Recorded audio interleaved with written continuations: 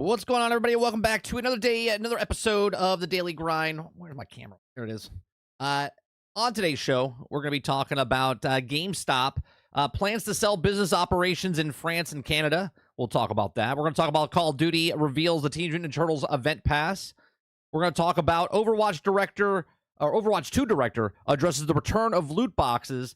And then we're also going to watch a video about comparing. We said it yesterday, right? We kind of compared, or at least I compared, Avowed to an RPG to what Skyrim is. And like how, when we were watching Skillup's review yesterday, he was talking about how they didn't hit the bar, right? They didn't hit that mark. So there's a video out there showing Avowed versus Skyrim, right? Skyrim 2011, Avowed 2025, and showing the difference, because a lot of people don't understand what we're talking about when I say it didn't hit the bar, right? Now, I played Avowed last night, played about 4 hours of it. I really like it. But I want to show you the difference between a game that came out 14 years ago and a game that came out in 2025. If you guys like what I do, we do this Monday through Thursday from 10 o'clock in the morning to noon Eastern. Hit that like button, hit that subscribe button. If you'd like to go above and beyond that, become a member as little as $5. Appreciate you very much. Let me see who's all here. Big Mo, good morning. Eclipse, Dustin, Jason, Kylo, Sarge, Argus, Waterbear, Z. Who am I missing? Anybody? Am I missing anybody else? No? Anybody else here? No? Good? All right. We'll welcome you as you come in. Why does my camera feel like it's a little jittery? I feel like I'm missing, like... Is there something... Hold on. There might be something running in the background here. Yeah.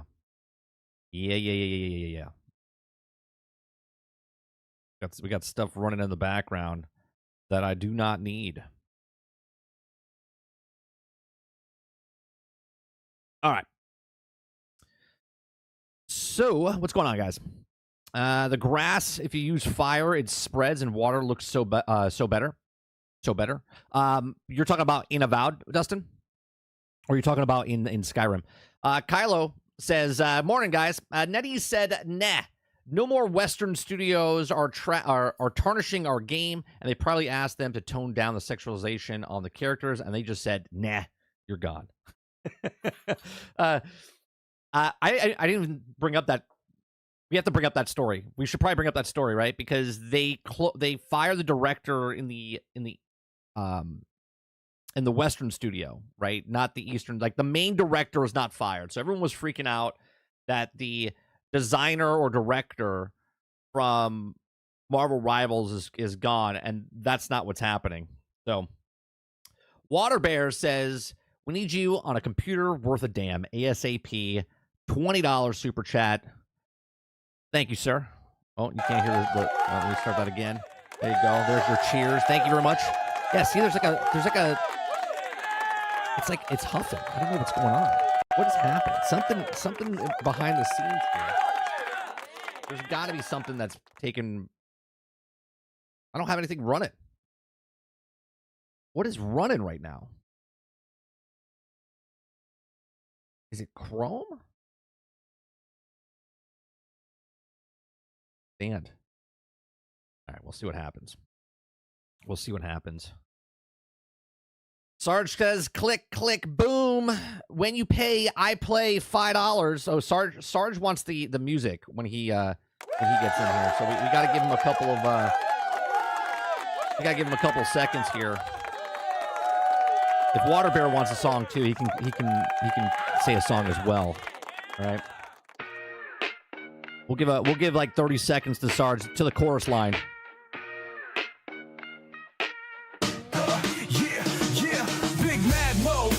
Got the key. When you pay, he plays. That's how it be. Xbox in his veins, Game Pass in his soul, saying boot on next season. That's how we roll. Oh, Xbox invades enemy territories here. Watch out, PlayStation, you better fear. Less is more, nah, we charging more. Game Pass on deck, we ready to explore. When you pay, I play. That's the rule. No time for delays, I'm running it cool. If you build it, they'll come. Trust the vision. Boot on next season's now the mission. When you pay, I play. I feel like that's what Mo sounds like. Power making games feel like lotto. Game Pass is king and it's always in effect. We're taking over, no need to second guess. Left fans more, PlayStation's gone cold. If you're charging them more. the controller, never gonna stop. Xbox in his hands, he's climbing to the top. Game Pass is life, yeah, that's the move. All right, there you go. Good. It's a good song. Good song. Kylo comes in with the PC Gooder. PC Gooder, $10, $9.99. Thank you very much for the super chat. Yeah, I feel like that's what Mo sounds like. I mean, I know what Mo sounds like.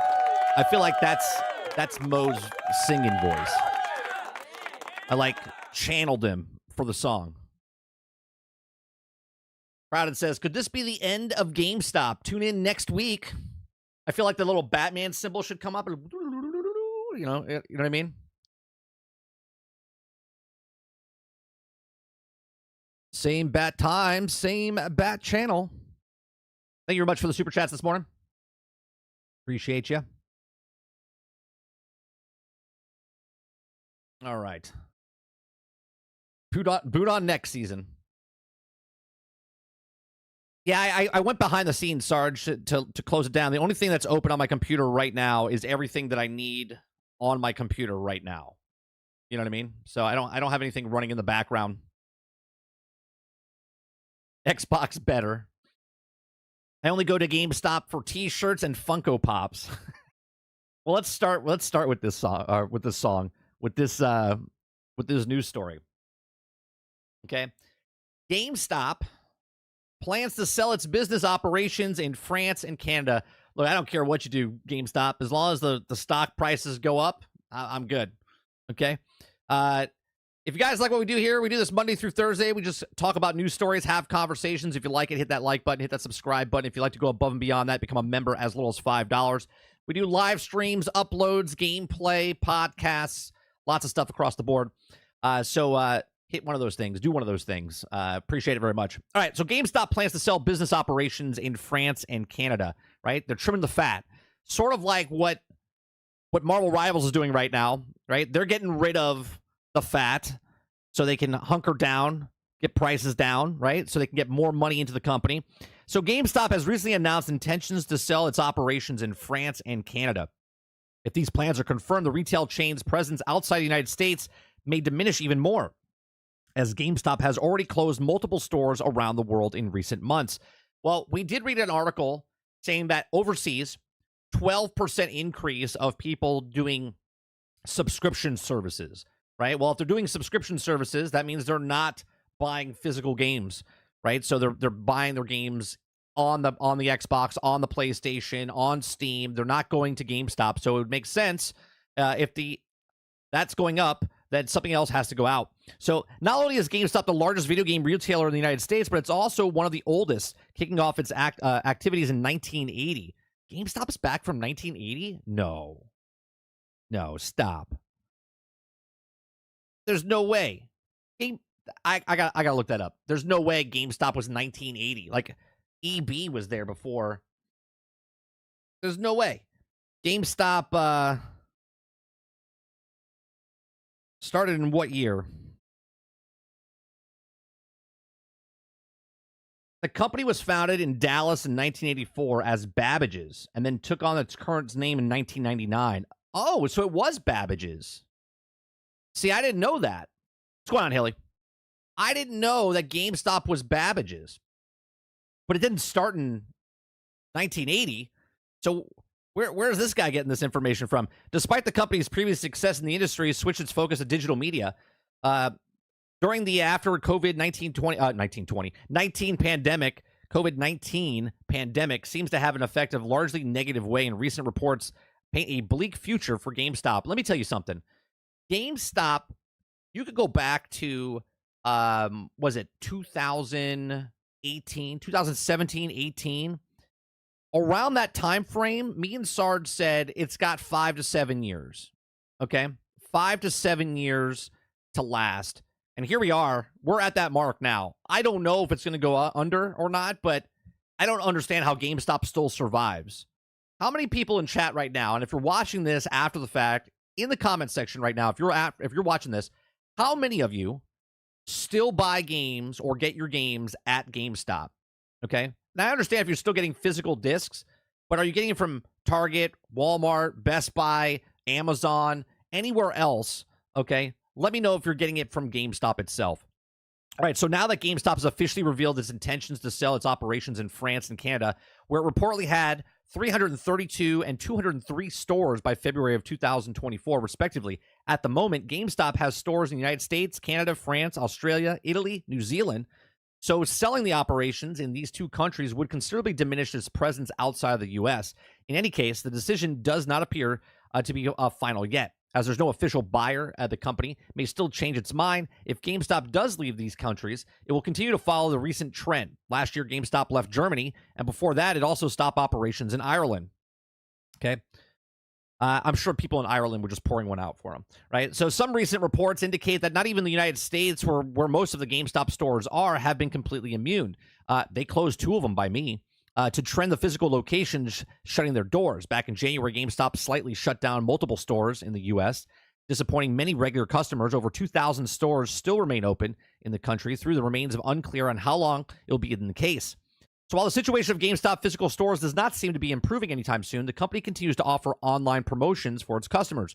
Earlier this week, GameStop announced to buy 2, get 1 free sale for PlayStation 4 games with 1,672 games to choose from.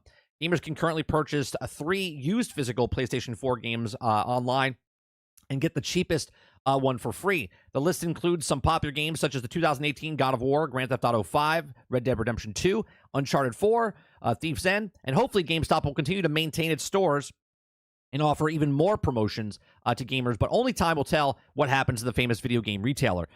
Look, GameStop, again, we've been saying for so long that it's not going to last. But then the stock market thing happened, right? The stock market thing happened, and then they were getting shorted. Them and AMC were getting shorted.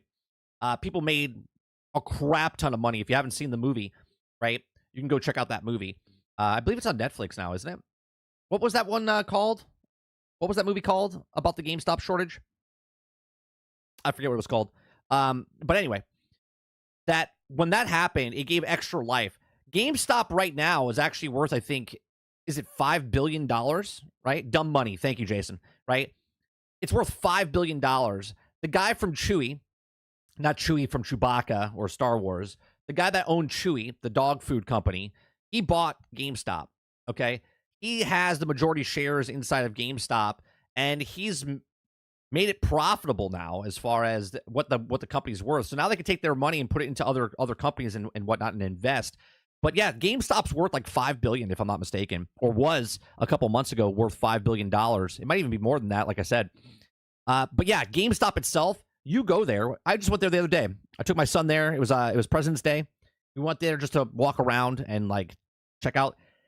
Even my son, who's 10 years old, who loves video games, goes, they don't have anything.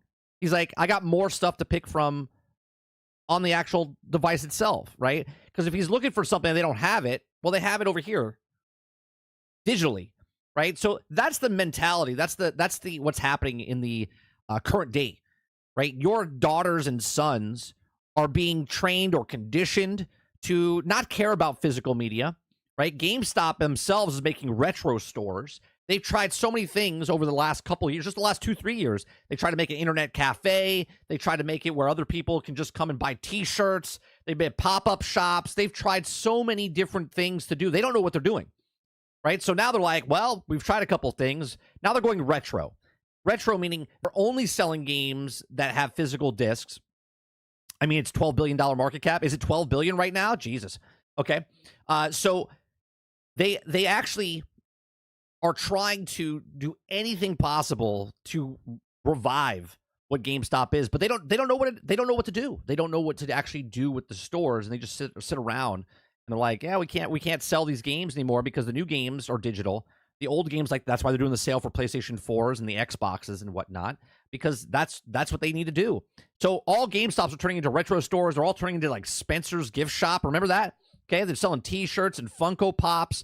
Pretty soon you'll see dildos in the back, right? In the little small section, in the adult section. I guarantee you that's where GameStop will go in the future. But these are just my thoughts. Let me know yours in the comments section down below. Please make sure you share, like, subscribe. If you like what I do here, check out some of the other videos. Let me know what you guys think in the comments section, or let me know what you guys think in the actual chat, live chat. Where do you think GameStop's going to go? What do you think GameStop could do or should do to stay around if they want to be here in the future. And I'll see you guys on the next one. What do you think, chat? Waffle says, I think the retro is a good way to go. I do, but I don't, right? So when I look at this, Waffle, so there's a local mom and pop shop that does exactly what you're saying there for retro stuff, right? Like if I want to go to pick up an old game, I would rather go help a small time shop, mom and pop shop that's not a franchise, and buy games from them, used, old games, than go to a franchise of GameStop and help them out. You know what I mean? Personally, I like supporting the local people more than I like the franchise myself. Now, I do understand that GameStop can be owned, okay, by a local person in the franchise, but I would rather do a mom and pop shop than GameStop myself. Let me see what you guys are saying. Let me scroll up a little bit here. Waterbear says, man, last thing I bought at GameStop was my PlayStation 5. You know, I think the last time I bought something, Water, was my Xbox. I think that's the last time I bought it, like 3-4 years ago. Ellie says, the first games I bought were Electronic Boutique, the Virgin Megastore back in the day. I didn't know GameStop turned into, from Electronic Boutique turned into it. I remember going to our local mall, and they would have that set up in the window, the window display. They had the old television sets built into the cabinet, and they would just show games, right? I love that. We would walk by, you know, my mom would go shopping at like JCPenney's or Sears. We'd walk out, and you would see that store right there, and you'd walk up to the window and go, you know, like Chunk in like Goonies, put your face up against the window and just stare at it. You'd be like, oh, that looks so cool. Can we go in? And she's like, go ahead. And you're like, yeah. And you would run into the store. Like, I miss those days. So good. Quest says, I visit GameStop like once a month. But the question is, Quest, do you buy stuff once a month, or do you just visit it? Like you're visiting your grandmother in the old folks' home. I stop by and hang out with GameStop for a little bit, but we actually don't buy anything. Sarge says GameStop survives because before the 5 billion in cash, it has just sitting in the bank. Z says FYE can't stay open. GameStop of over. Oh, is over. Yeah. Eclipse says I kind of get used games, but that's about it. I do it rarely. I think the last time I went there is GameStop. I bought a Cobra Kai for like $5. Cobra Kai, the video game, or the TV show. Hilly says I regret spending Richard Branson's store as I wasted the money on a hot air. You hate that you helped Richard Branson help with his hot air balloons. You funded his hot air balloon hobby. Sarge says, you guys need to get a better understanding on why the business does what it does. Don't get emotional. Jason says, I think that Travis is the only person who still pre-orders. Maybe in this channel. No, Dustin pre-orders. I think Dustin pre-orders. What's going on, Roic? Sarge says, someone tell me why you pre-order. I want a real reason. It doesn't make you look like a mental patient. They're excited for the... Okay. I don't want to put words in people's mouths, right? I think the only reason you would pre-order if it came with a cool statue or something else other than the game. I don't know why you would want to pre-order a game. I don't understand why people pre-order a game digitally. That blows my mind. I don't understand that. Jason says, there's one near me full of collectibles now. Yeah. Sex stop. Make it happen. That's right. Yeah. Hilly says, I would want a green Xbox dildo. Which you do in your own time, Hilly. That's your business. That's your business. Sarge says they're looking to make a purchase. We don't know who, but they are looking. Oh, for sure. GameStop's going to buy... GameStop's going to buy EA. That's what they're going to do. Z says, games up front, dildos in the back. They mark the retro stuff up the hill. Hal says GameStop closing sucks for console gamers. The last place I wanted to look or be locked into is the PS digital ecosystem trash.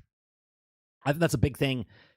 That's a reason that I would always buy at least a console with a disc drive so I can play my old games or new games if they do make hard copy games. I don't want to go all digital.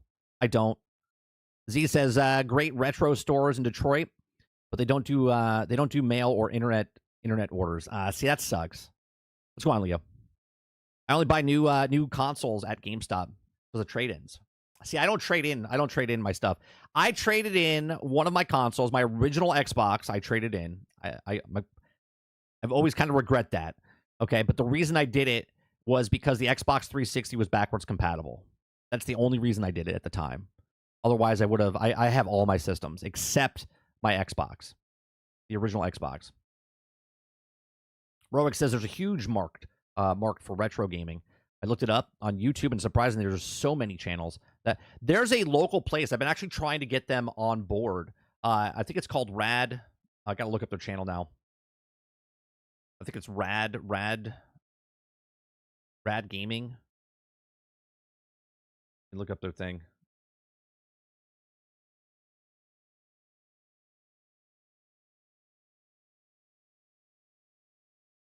Am I not following them on this channel? There's a local game shop. They're in the Panhandle of Florida. They have a channel. It's pretty big. I can't think of the name off the top of my head, and it's not in this channel that I have up right now. That's following them. But they have it's a local game shop. They go to conventions and stuff. They go around. They have a nice YouTube channel. And then also they have a barcade that they opened up to as well in the Panhandle. I want to go visit it one day. I'm trying to get the owners to come on and talk about how it is to owning a video game shop. Ron says video game themed dildos at GameStop. Yeah. I mean, why not have an Xbox and PlayStation dildo? Because if you're going to get fucked, you might as well get one that actually fucks you, right? Because the companies don't care. Kraken says, imagine pre-ordering in 2025. Quintar says, pre-order because I forgot. Quest says, I trade in my broken controllers. You trade in your broken controllers? They give you money for your broken controllers? Really? I didn't know that. Z says, I got rid of my Dreamcast for OG Xbox. Oh. I still have my Dreamcast. The only one I got rid of was the Xbox, the original Xbox. Only because it was backwards compatible and I could play the games and stuff like that.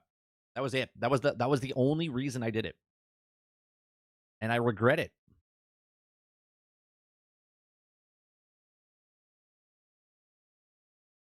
Do I have... You know what? Let me check over here. What happened? What happened? Did my stream crash? Did my chat die?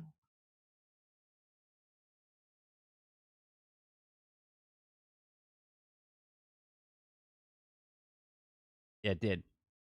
Okay, let's see. Let me scroll back up here.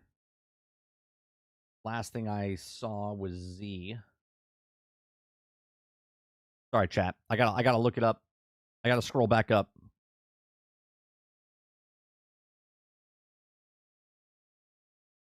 Retro market, retro good way to go. Mark retro stuff up as hell. I trade in broken controllers. There it is. Okay. GameStop was stabilized retro prices, but also think they kill the small guys. Jason says, I love Metal Gear Solid. Favorite series of all time. Billy says, I'm alive. All right, that's good. Outlaw Volleyball is not back compatible. Oh. Yeah, not everything was backwards compatible. Not everything was backwards compatible. All right, let me see if I can get... I want to try to find that name out for you guys. I think I follow him on my other account.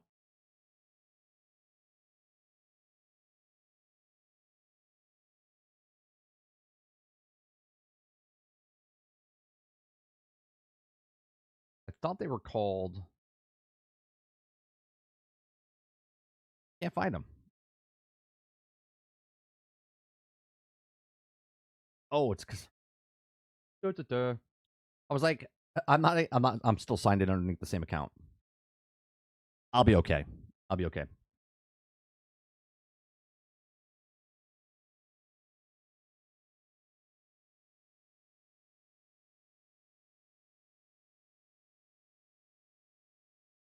They are called...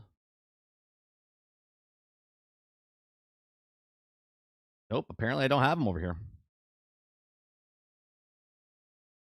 When I find it, I'll post it in the Discord. Because apparently I don't have them on here.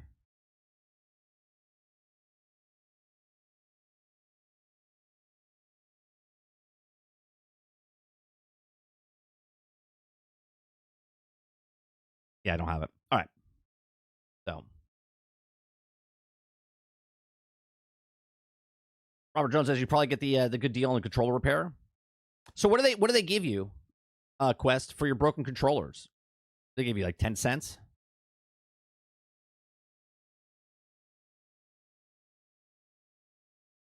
Go on, I'll turn. Why is the goalpost? Oh, I never fixed the goalpost.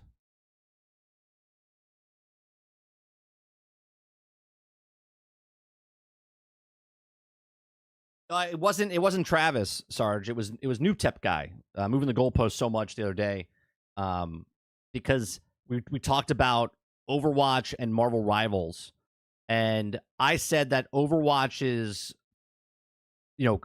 competition was dead. He brought up and thought I said like Overwatch is dead, and then brought up that Overwatch 2 has got 27,000 people playing it, and I was like, no one said Overwatch 2 was dead. I said Overwatch was dead, and the competition was dead.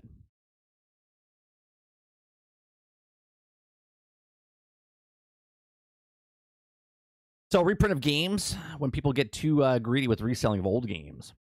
Can you move the goalpost? I can, but no one said anything to move the goalpost. So when people start moving the goalpost, I'll move the goalpost. Yep.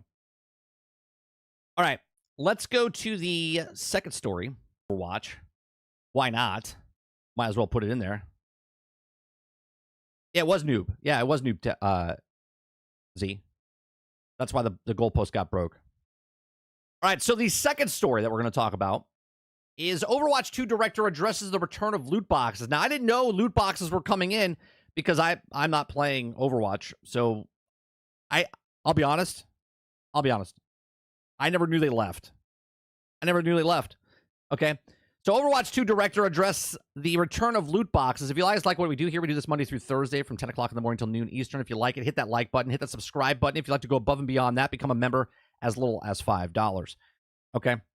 So Overwatch 2 director has commented recently about the return of loot boxes, saying that one of the main reasons, well, I can tell you one of the main reasons, before I even continue talking about what he's talking about, one of the main reasons loot boxes comes back, why do you think that's coming back, guys? I would assume that there's a saturation point as of right now, and they know the people, because 20% make 80%, the people that like Overwatch want to spend more money, so they're like, hey, you know what? Let's put loot boxes back in there and get that money back up since we're hurting, since less people are playing our game. Okay? It says, wasn't rewarding enough. The loot boxes were one of Overwatch's most controversial features, and with the release of Overwatch 2, the developer decided to remove them. Okay? So they did remove them. Okay? However, after the recent wave of Overwatch 2 announcements, something that caught players' attention was a reveal that loot boxes were returning. You blew it! How? Right? Like, how? Why would you do this? No, God! Why? No, God, please, no! No! No! Yeah, why would you bring it back? Why would you bring them back? They will not be available for sale, but can be obtained through free and premium battle passes, weekly missions, and events to give the community even more opportunities to unlock new cosmetic items. The devs have also promised to bring back the weekly tracker, which will also reward players for playing Overwatch 2 matches. Okay, loot boxes are now available in Overwatch 2, and the director of Aaron Keller explains that the reason behind the decision was that the developer team felt that the game wasn't rewarding enough. Speaking to the PC Games N, Keller also said that feeling was especially strong for free-to-play players. He is hopeful that the reintroduction of the system will also help gamers feel that the way that their time in Blizzard shooter was well spent. All right, so there you go. Right, they want to respect the player's time, and if you like playing Overwatch, because they're not putting it behind a paywall, they're putting it behind the season pass. All right. Now, do you have to buy the season pass to maintain these things or obtain these things, or can you just play for free and like get to a certain point and like free tracker and like paid one? Right. Either way, if you have to buy the season pass, then you have to engage with the season pass. Okay, and the more you play, the more loot boxes you will get. It will allow them to be pretty generous and giving boxes to players in different ways. Okay, so Keller notes that although that loot boxes have been known since the first Overwatch, the way they will also work in the second game will be different. It says that a lot that the cosmetics will be placed in the boxes, and the most of the Overwatch 2 cosmetics available in the store will also go into a loot box system. The items available in the boxes will be seasons behind those of the store, and unlike what players have been seen before. Now, the boxes won't be charged for. Instead, the director of Blizzard Shooters says that the loot boxes are back as a reward mechanism for players. I have a question for this, right? So because they're behind the pass, they want more engagement with their games. More people will play their game longer, right? It's about that intent of the engagement time that they're in. They don't have to put the percentages of what is going to be pulled out of the box because you're not paying for it. So I want to know what happens to duplications. Like you're playing the game, you play it for, let's say, 10 hours a week. You get, let's say, 5 or 6 loot boxes.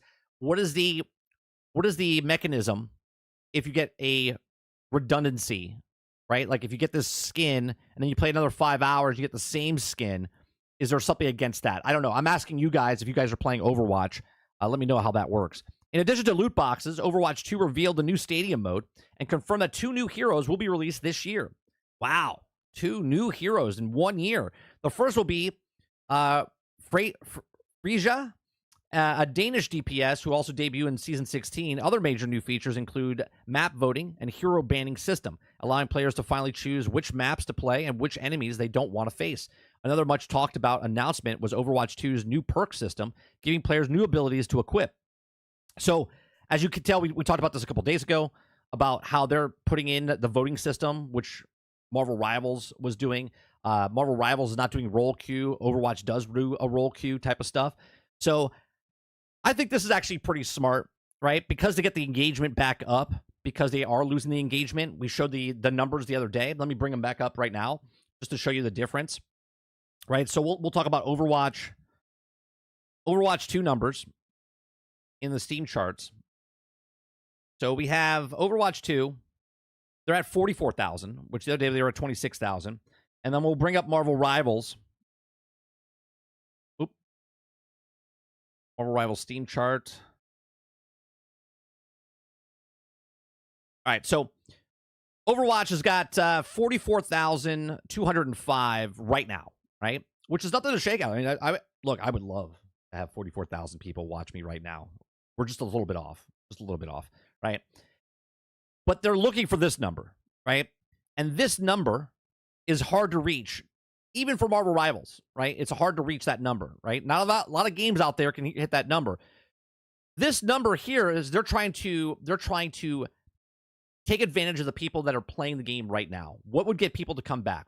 How do they bring you back into Overwatch if you left? If you left for Marvel Rivals, if you left for other games, what's going to bring you back? They're like, well, we're going to bring loot boxes back in the game.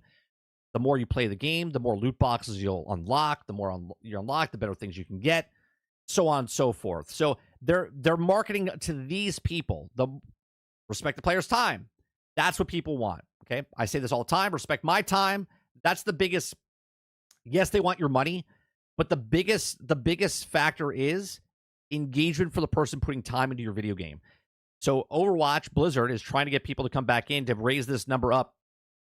I don't think this number, it'll be really hard because, look, in the last 1.5 years, Overwatch 2 doesn't seem like a very popular game as it was for Overwatch. I would love to look at what Overwatch was, but I can't find that anymore, right? So 75,000 is going to be a really hard number to go back up to. They're going to have to do something much more to get this number going up. And I don't know. I don't want to say it'll never hit this number of what Marvel Rivals is doing, right? Because Marvel Rivals had 644,000, and then right now they're at 164,000. 24-hour peak was 318. Overwatch's 24-hour peak was 59. Okay, so I don't know if this number could ever get to this number. It'd be really hard for them to do it. They would have to do some major changes when there's just too many games, right? We're 8 years later. When Overwatch first came out to what Overwatch is now, they didn't have any competition back then besides other games. Now they have direct competition for the game that they're creating with Overwatch and Marvel Rivals. So here's my thoughts. Let me know yours in the comments section down below. Please make sure you share, like, subscribe. What do you think? Do you think this is a good move, bad move, indifferent move? Let me know in the comment section down below. Let me know in live chat. What do you think about Overwatch 2 putting loot boxes for free inside the Battle Pass or the Season Pass? Let me know. Hit hit that like button, hit that shared button, subscribe button, and I'll see you guys on the next one. Thanks for watching.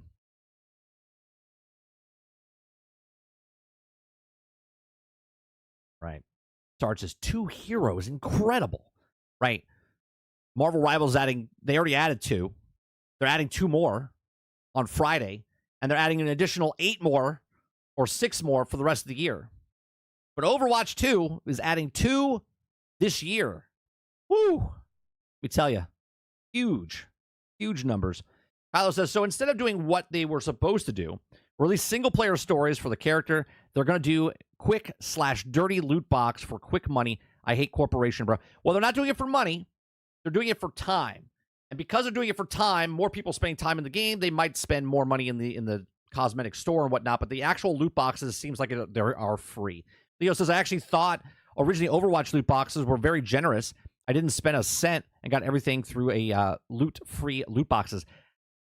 They adjusted those. I remember when they first started in the game, they were very bad. I used to get duplicates all the time with that system, and they adjusted it over the years. But when they first came out, they were very stingy what the drop rates were.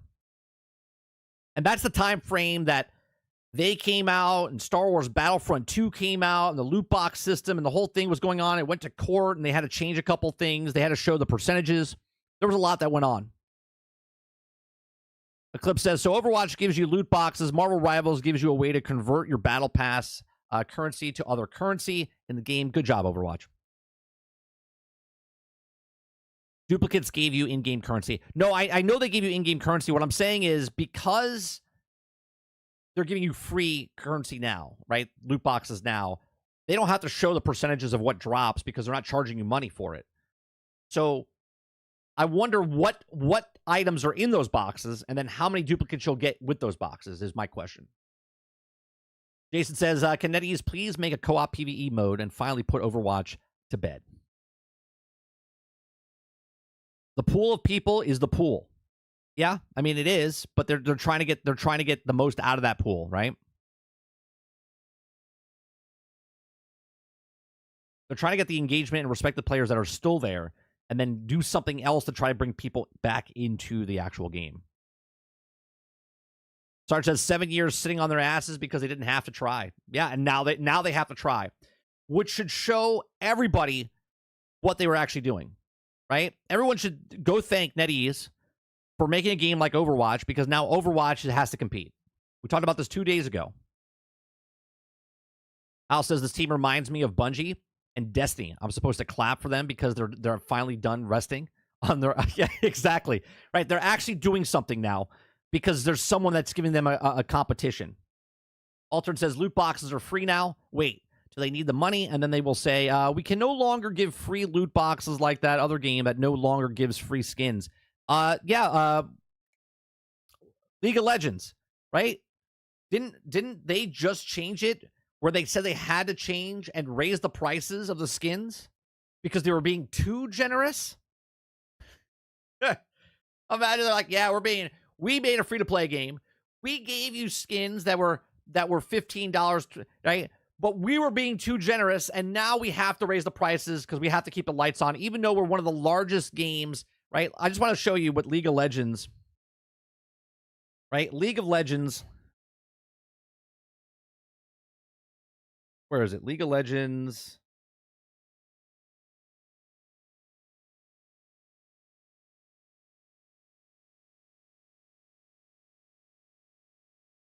No, that's the wrong one. Hold on. Let me look it up. Is it League of Legends? I think it's League of Legends, right?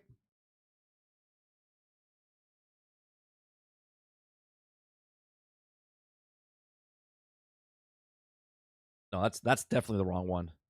Where is the top games on current players? Apex Legends. That's Counter-Strike. Am I thinking of the right game? It's League of Legends, right?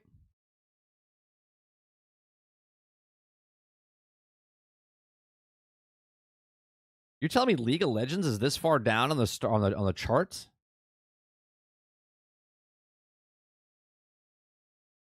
Am I missing something here, chat? I went back here. Let me go back. Let me go back to the top of the page, right? Counter-Strike, PUBG, Dota, right? Dota still got 688,000.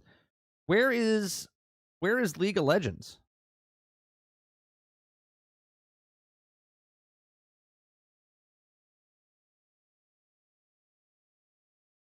There's no way they're missing this. They're this low on the charts.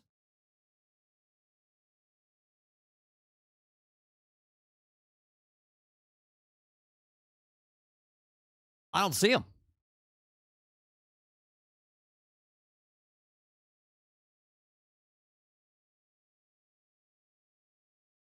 Legends, that's MMO. Yeah, there's no way. Something's off here.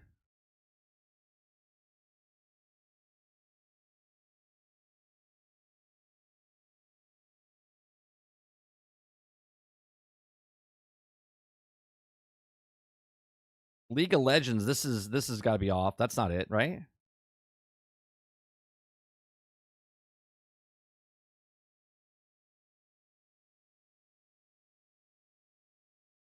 Yeah, I don't know. Am I wrong here? League of Legends has its own launcher and it's not in Steam. Ah. So wait, well, how do we know the numbers then? Didn't they show numbers? All right, well then I have to look up I got to look up some other numbers otherwhere else. All right, give me a second.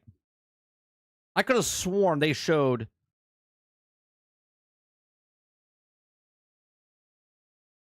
League of Legends player count. Let's see.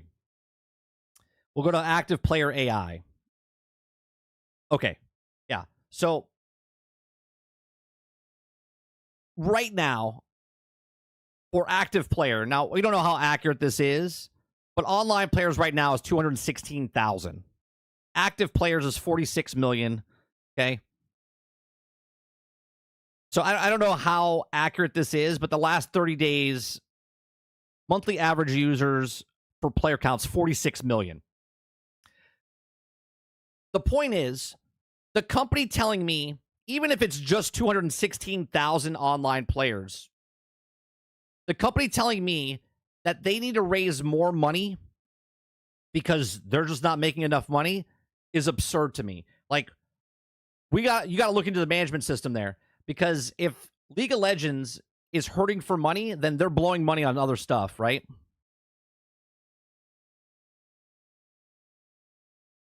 Let's see what the last thing they reported for money. Okay. They make money through a variety of methods, including in-game purchases, esports, content creation.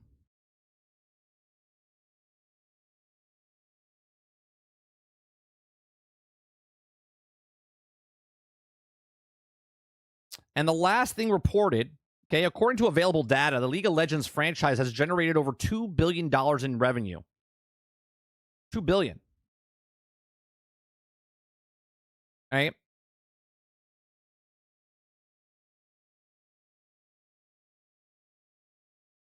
Revenue in millions US dollars.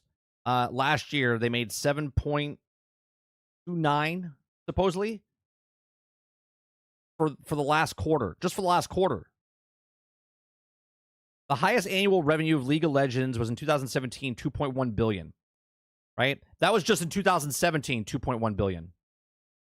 Then they made 1.4 billion. Like, just stop.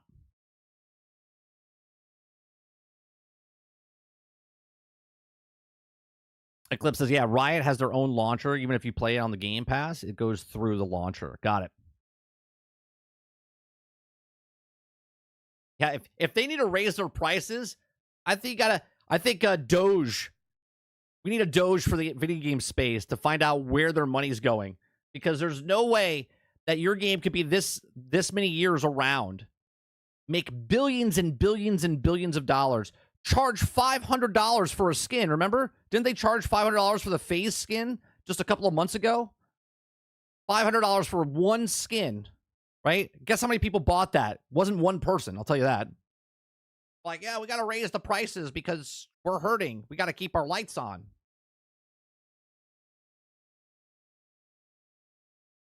Like, what are we talking about? Like, get out of here. Get out of here. That's ridiculous.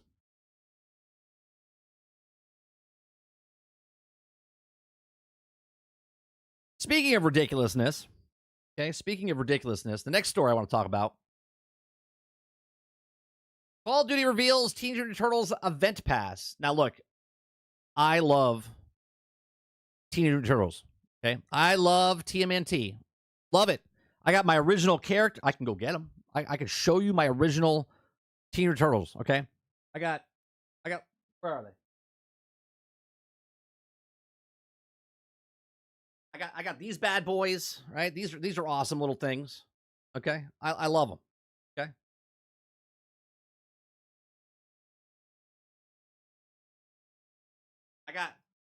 I got little tiny little tchotchke type of stuff for the Teenage Turtles. I got a lot of shit for Teenage Turtles. Love Teenage Turtles. But I hate this. Okay? I hate this. Okay? Instead of putting Teenage Turtles into Call of Duty, why don't you just make, like in Fortnite they put Teenage Turtles, right? And this is my problem with the people that have IPs. Instead of making a game that's badass, the Fate of Splinter, which I purchased last summer, okay, on the Nintendo Switch, it's a roguelike type of game. Fantastic, right? It's a fantastic little game on the Nintendo Switch. And I think they put it to other places now, okay? Why don't we actually make a good Teenage Mutant Ninja Turtles game? Now, I know the Ronin's coming out down the lane, right? But come on. Now, they do look cool, but what are we doing in Call of Duty? Right? And I know, you guys are like, oh, I love Call of Duty. It's adult Fortnite. I get it. You do you. You guys like what I do here. We do this Monday through Thursday. We cover news stories, have conversations. If you like it, hit that like button, hit that subscribe button. If you'd like to go above and beyond that, become a member as little as $5. Call of Duty reveals the Teenage Mutant Turtles event pass. Okay. After teasing the collaboration earlier this month, publisher Activision has pulled back the curtain on the upcoming Teenage Mutant Turtles collaboration for Call of Duty Black Ops 6 and Warzone, revealing that all the rewards up for grabs in the new event pass. This marks the second event pass to become available in Call of Duty Black Ops 6 life cycle, with the first causing massive controversy amongst the Call of Duty community. What was the massive controversy in the first one? Okay. With the current season of Call of Duty quickly approaching the halfway mark, Activision has now published a lengthy blog post revealing that all of the details of Black Ops 6 and Warzone Season 2 Reloaded update, alongside another massive collaboration with Teenage Mutant Turtles. The mid-season update will also introduce 2 new multiplayer maps, a brand new perk, directed mode for the Tomb, and also much more. As also, an update will also bring a plethora of new weapons, both Black Ops 6, Warzone, including a return of the iconic D13 sector of Black Ops 3, which is also included in one of the many free rewards for the new event pass. Now, in the new blog post Call of Duty website, Activision revealed all of the rewards up for grabs in the free premium versions of the Teenage Mutant Ninja Turtles event pass. After months of leaks and rumors, the highly anticipated Call of Duty TMNT collaboration was finally announced last week, and now fans have their first look at what they'll be coming up in the Black Ops 6 Warzone with the crossover. As details in the image below, players will purchase the premium track and will be able to earn weapon or various weapons and blueprints, calling card, emblem, finishing move, gun screen, Splinter operation skin, and a free version will include 2 operator skins and sprays, emblems, stickers, loading screens, weapon charms, attachments, and a few others. Right, so there you go. You see a whole bunch of stuff here. You get Splinter, you get the foot soldiers, you get the undead, you get the operation skin there. When the developer Treyarch Studios teased up the roaring projectile earlier this year, fans quickly speculated that the iconic weapon from Black Ops 3 would also be returning. And now with the full reveal of Season 2 Reloaded, it's been confirmed that the D13 sector, not known as D.13 sector, will also be making its debut in Black Ops 6 as a new special weapon. This blade launcher is also a variant of infamous D13 sector. It comes with a quick reload speed and several powerful attachments that allow players to unlock new projectile types, such as explosives, ricochet blades, and the D13 sector will also be available for free for all players, but must first be unlocked in the new TMNT event pass. Okay, so there you go. Let's look at some screenshots here. I mean, I would like just a separate game for this. You know what I'm saying?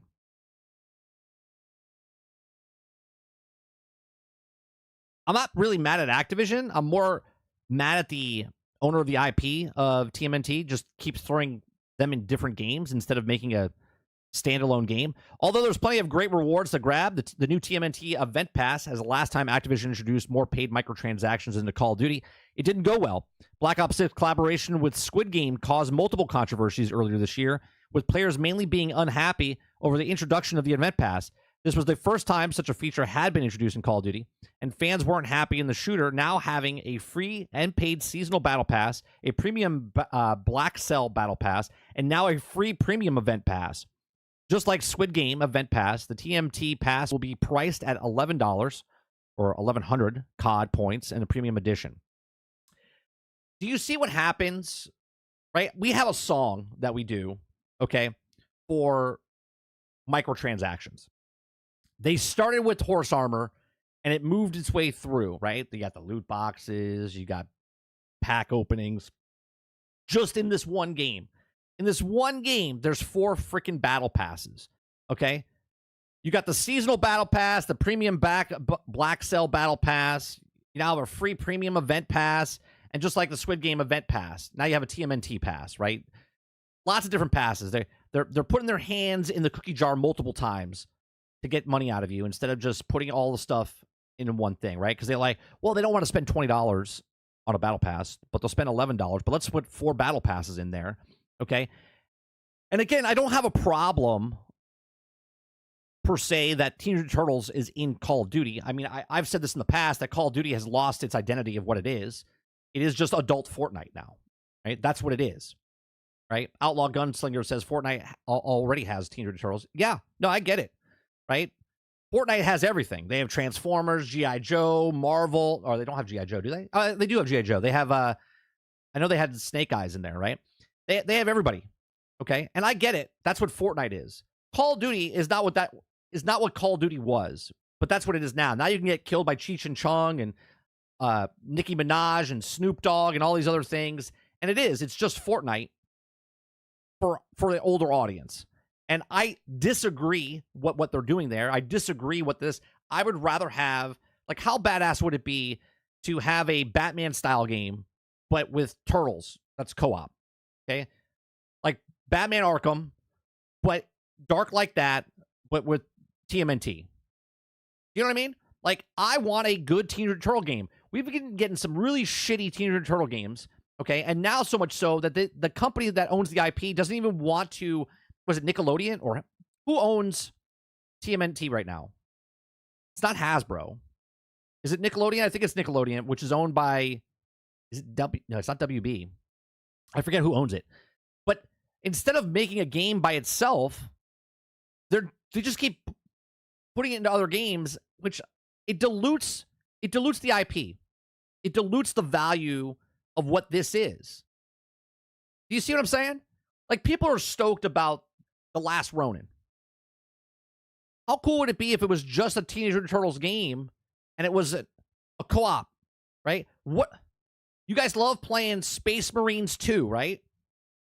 Space Marines 2 type of game, but turtles. Do you know what I mean? Like, that's what they should be doing. Not putting it into a, first of all, ninjas, right? Ninjas inside a military shooter game. Make sense? I don't know. These are just my thoughts. Let me know yours in the comment section down below. Please make sure you share, like, subscribe if you like what I do here. Check out some of our other videos. Let me know in the comment section down below. Let me know what you guys think in the live chat. Do you like that they're putting Teenage Mutant Ninja Turtles inside of Call of Duty? Do you like that they're putting all this stuff inside of your military shooter game? Let me know. And again, if you like what I do here, check out some of our other videos. Thanks for watching. All right, let me scroll back up and see what you guys are saying here about this. Sarge says $2 billion. Got to keep the lights on. Oh yeah, going back to what they said earlier. We just got to raise the price. Okay, Robert Jones says, okay, my COD boycott is over. TMNT, let's go, baby. Yeah. He's like, I hate Call of Duty. They can kiss my... Oh, what's that? That Donatello and Raphael? I'm back, baby. I'm back. Sarge says, fucking COD and its cast of characters. Jesus Christ. Roadkill says, yeah, I'm with you. Teenage Mutant Ninja Turtles is probably my favorite growing up, and I don't want to see them in fucking Call of Duty. Again, I think this, look, I think this style, I think this is a great art style, by the way. But I'm not going to go play Call of Duty so I can play this. And again, it's a first-person game. It's a first-person game. I know there's a third-person mode, okay? But it's a first-person game, and you're buying skins. At least Fortnite is in third person.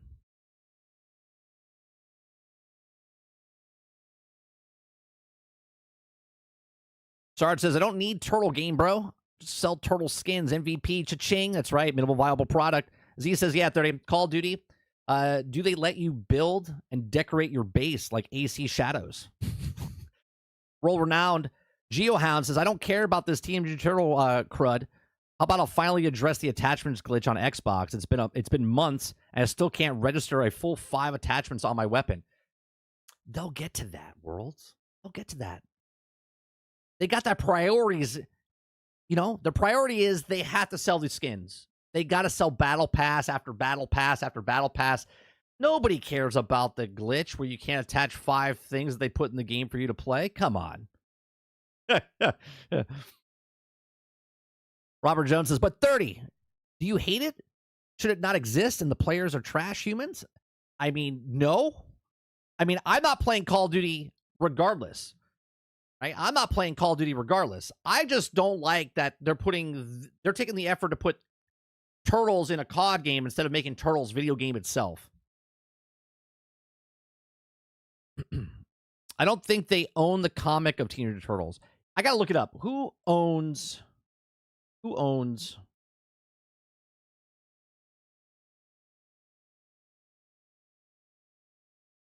the franchise? Let's see. Nickelodeon. October 2009, sold the rights to Teenage Turtles franchise, to Viacom, the parent company of Nickelodeon. So Viacom owns the rights of Turtles. That's who owns them. Viacom. Fantastic. Because when I think Viacom, I think Turtles. World says the COD was one of the final knock me out of the COD trace and see for the embracing the trash it has become. I finally uninstalled it and never been happier. Congratulations, World, for seeing the light. Congratulations for seeing the light.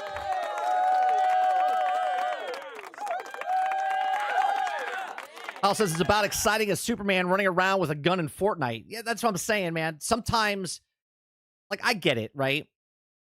I get it. Like, Fortnite's doing the Mickey Mouse thing, right? They're putting the whole Disney World land infinity type of thing that they're building. And that could be cool, right? But what are they doing, right? Is Mickey Mouse going to run around with an Uzi? Because if Mickey Mouse runs with an Uzi, I know it's a video game, but it hurts the brand, if you know what I mean. Turtles shouldn't be in Call of Duty.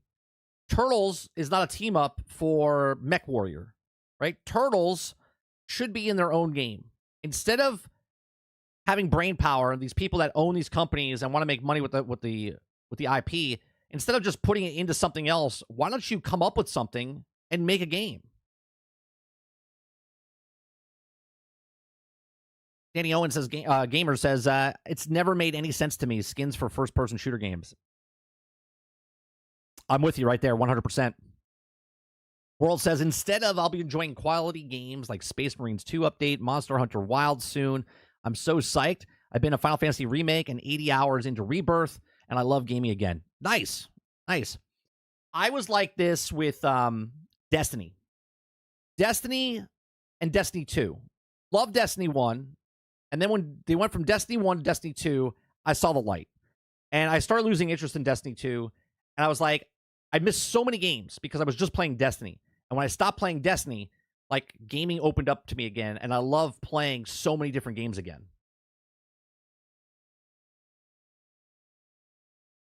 Mo says, TMNT, 4-player story Ninja Gaiden style. That's what I'm saying, Mo. Why isn't that a thing? Why isn't that a thing? Robert Jones says, I want to see the Dark Turtles game or show based on the comics. Cool. Be great. But minimal viable product, right? Viacom's like, we don't really want to make a game. We'll just license you out the team. What do you got? Oh, yeah, you're going to put in Call of Duty? Sure. What does Call of Duty make? 30 million copies. Oh, well, they put them in there.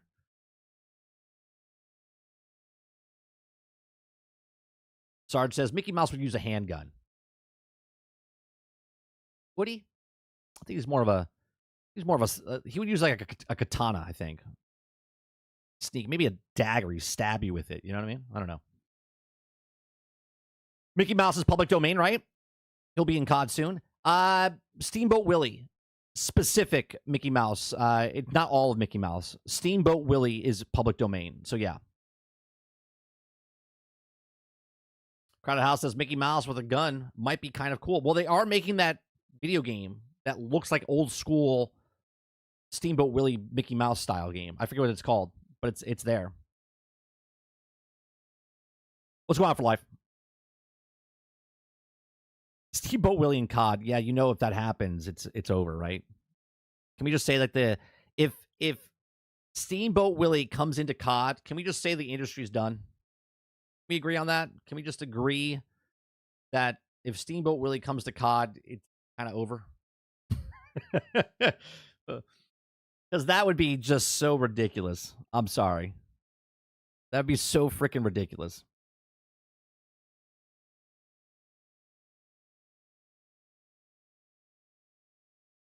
All right, we got the video that comes up. It's 18 minutes long. We'll stop this and talk about this as well.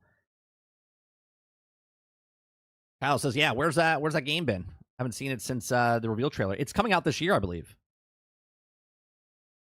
I think it's coming out this year. I think it's just called Mouse. Is it? Let me look it up.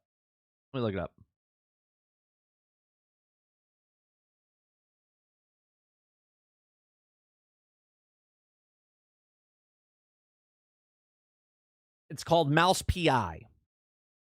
Mouse PI. This is the official gameplay trailer that showed 2 years ago. Here, this is also. Hold on. This looks good, by the way. This looks good. I'm gonna shut the music off because, right? This looks so good. This is definitely a game. It is called Mouse, but PI for hire. That's what it's called, right? Love the art style of this. But at least they made a Mickey Mouse game. Where the hell is my Teenage Mutant Turtle game?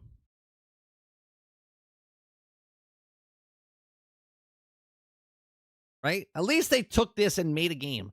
This is great. Look at this. At least there's some passion in this.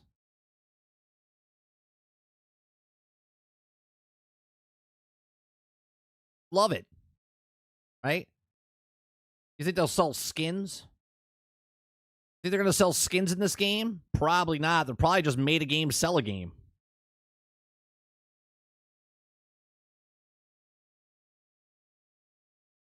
Looks fantastic. Spike D's special secret ingredient. Callback of the old school, right?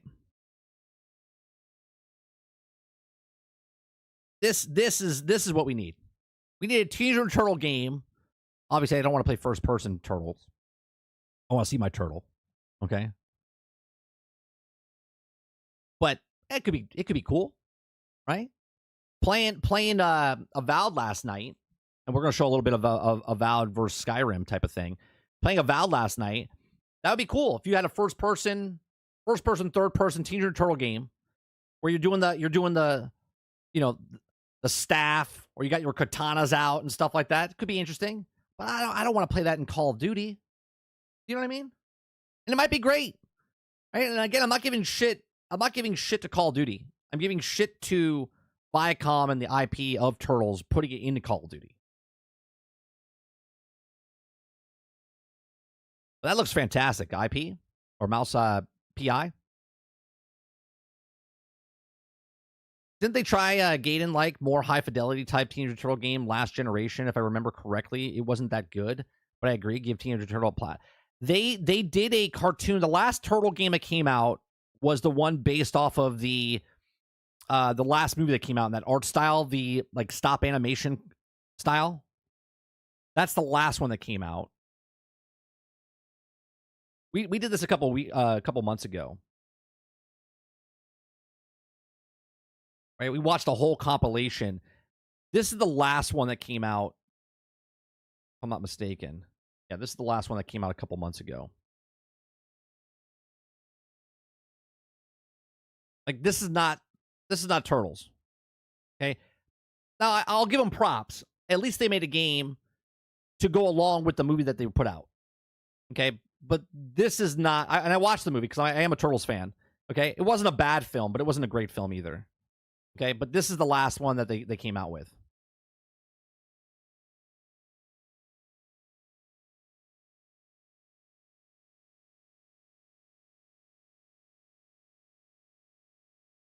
There's so many different Turtle games in the past. I mean, here, this is the entire Turtle series. This is the entire Turtle series through the years, right? You got this. You got this. You got that. The graphics are fantastic as we keep going, you know? Let's go down to the better graphics over here. Right? There's this one. Got this one that sort of looks like, you know, open world type of stuff. You go back to the 8-bit. You got this one. You got this one. This one was terrible. You got the side-scroller one. This one was bad. Then you got this one. I hated the actual style of this one.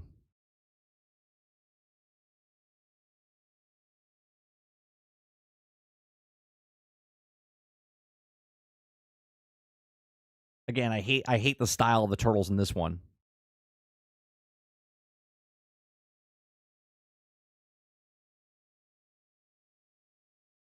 The style of these Turtles is even worse.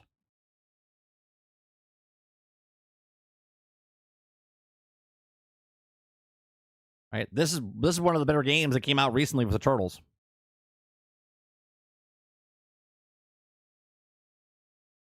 So, and then you have the Ronin, right? So there's lots of Turtles games,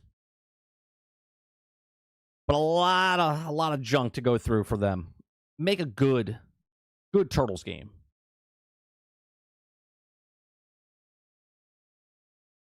I mean, it's made by an indie company. Give them time. Damn. I do want to see everything. Yeah, I'm excited for the last Ronin. It's going to sell color as DLC. That would be fucking hilarious, Jones. I'm not going to lie. That would be absolutely hilarious if they did that.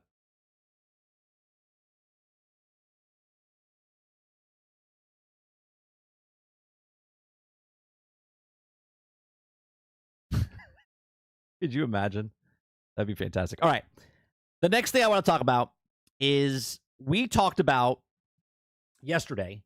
We talked about when we were watching SkillUp's review of Avowed. Okay. Now, I played Avowed last night, and when I talked about it yesterday, I didn't play it yet. I enjoyed my 4 hours in the game so far. Okay. Is it the greatest game ever? No. Is it as bad as people are saying? No. Okay. The combat feels really good in the game. Feels rewarding. It feels heavy, the weight behind the weapons that you're doing, the magic spells and the way they do it. It just feels good. Okay. The combos that you can do once you have the stun meter up, the way you can swap your weapons out, it just feels good. Okay. The graphics are good, but there's something off about it, right? The RPG that they created in 2025 for Avowed, and I compared it to Skyrim during the comparison in the SkillUp's review. I said, I get what he's saying, right? You walk around the town in Skyrim, and the town feels alive. They're moving around. You can talk to people. You can do different things. You can steal. They interact with you. You could just go around the town, and it does feel like if you've ever been to like Hollywood studios, if you've ever been on a movie set, right? It's like the extras, okay? It's like the extras. It's like before the cameras roll, you say, and background, and the background starts to move, and then you're like, action, and then you show up, and it feels alive, but we know it's all fake, right? The buildings feel like they're just set pieces. They don't feel like they're alive. I've always said, if you're going to put stuff in a game, there has to be a reason for it to be there. If you put a butcher shop in there and you can't interact with the butcher shop, what's the point of putting a butcher shop in the game, right? It might as well just be a closed door and say butcher shop on it because you're not interacting with anything. There's no point of putting that in there. Okay. So I found this video. It was just made less than 24 hours ago. Okay.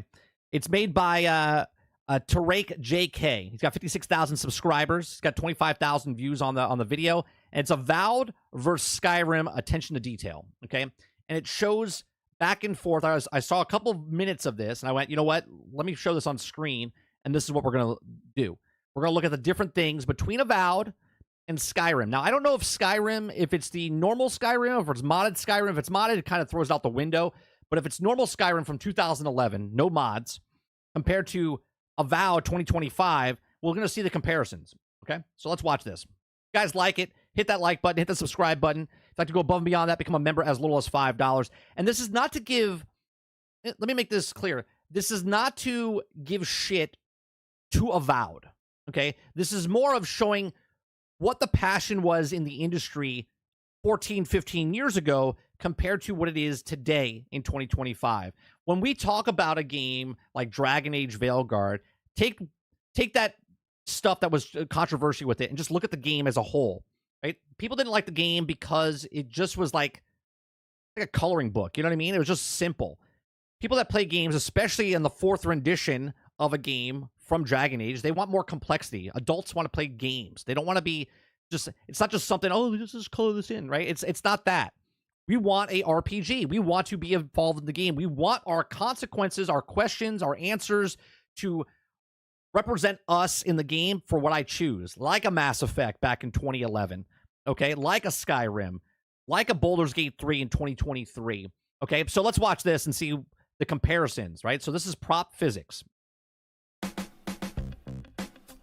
Chamber is what it is.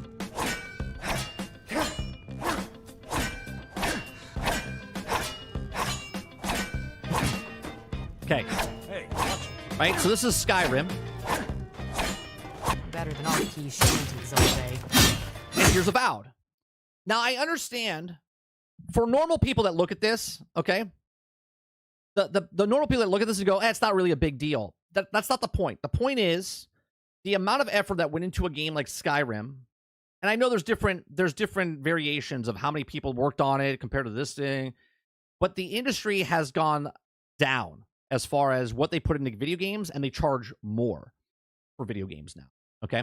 What's going on, Anthony? Anthony says, hello, I started Avowed last night, and I enjoyed it, but started on hard difficulty. It's kind of hard to keep up with the enemies. What difficulty did you guys start with? I start with normal all the time, Anthony. I always play games on normal first, and then if I like the game and I love the game, then I'm going to go back. I put it on a harder difficulty, because then I know where things are and things to do, and I know it's like a sampling, basically, the way I play. My first playthrough is always through like a normal or story mode, whatever you want to do it, and then I go back if I really love the game and I play it on a harder difficulty personally. Okay, and in my 4 hours of Avowed, I do like it a lot. It hooked me within the first 2 hours. I was like, oh, okay, I like exploring in the game. I like finding the different things, but let's continue to see the difference between a game that came out 14 years ago and a game that came out 24 hours ago.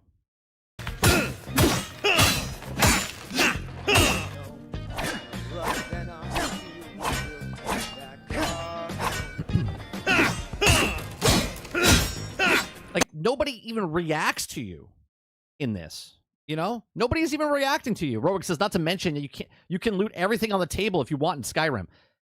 People don't, Rowick, a lot of people don't get Bethesda.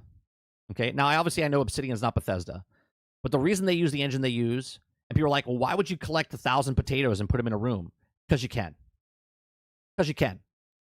The reason I like Starfield, I like Fallout, Skyrim, all these games from Bethesda is because I can do these things if I want to. Right?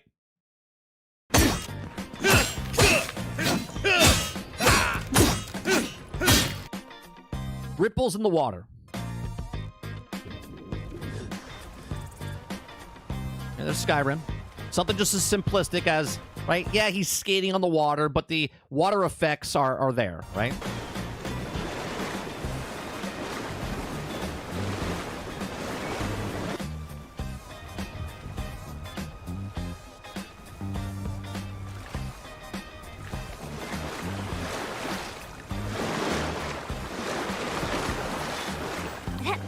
How is it that water got worse? How is it there's a game like Sea of Thieves, okay, which Sea of Thieves has probably some of the best water mechanics, physics, right? It feels like you're in the ocean. It's amazing. And then you see this and you're like, huh? You see Skull and Bones and you're like, huh?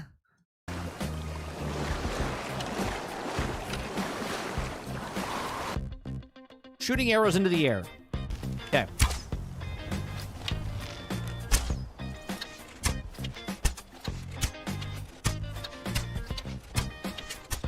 And you would think that those arrows are just gone. They left the frame and they're not coming back. Nope. Check it.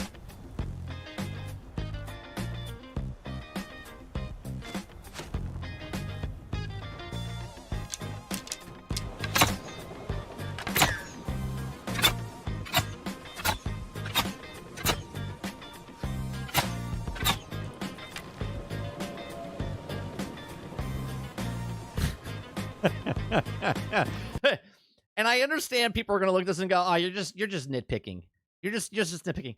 No, this is the difference that we're talking about that I said yesterday, right? The bar is set here, right? Like this is the bar for RPGs, right? Skyrim came out 14 years ago and they did all these things in this game where your choices matter, right? Mass Effect 2, right? EA BioWare came out and the choices you make, okay, actually affect the character in the game. The way they treat you, the way they feel, they do these things. Okay?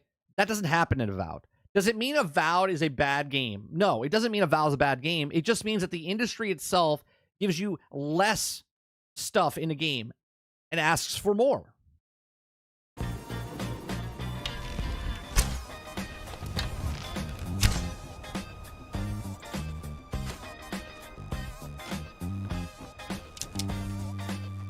Shooting birds.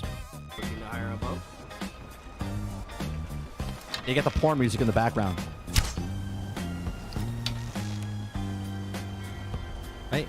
Kill the bird.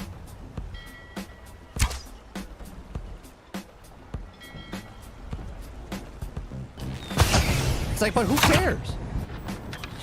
Why would you want to kill a bird?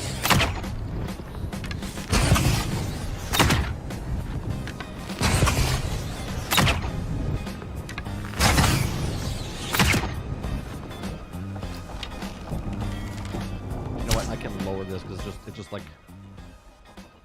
just music playing, right? This is what it feels like when a game feels alive, right? This is what it feels like when you can interact with the actual environment around you, right? So last night there's boxes that you can break in Avowed and there's boxes you can't break in Avowed. You have the mechanic to break a box, but then the box next to the box that you can break can't break, right? You could take something off the table, but the thing next to the thing you can take off the table, you can't take off the table. It's like, well, yeah, but why would you want to take it off the table?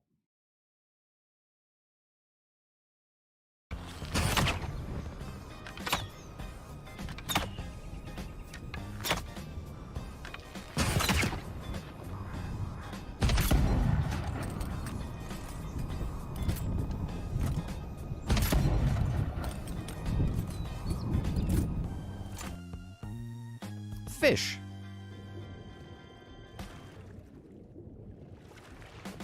I can catch a fish. Perfect example. Fish is in the game. Why is the fish in the game? Because you can use the fish, right? Why put a fish in the game if you can't use the fish, right?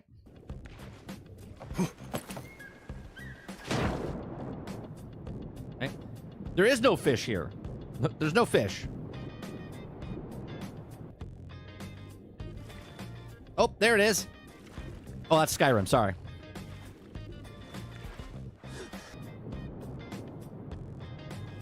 No living fish in the water.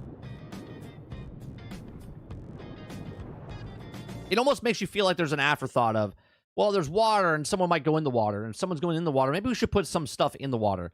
But we don't want to put fish in the water because we don't need fish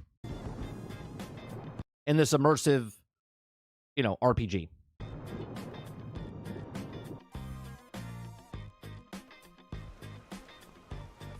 Oh, I get one's Unreal and one's creation.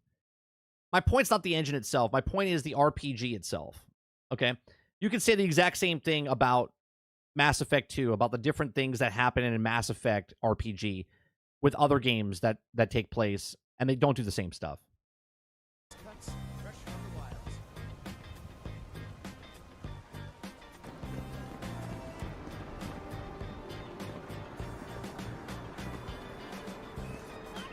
Like, you're not there.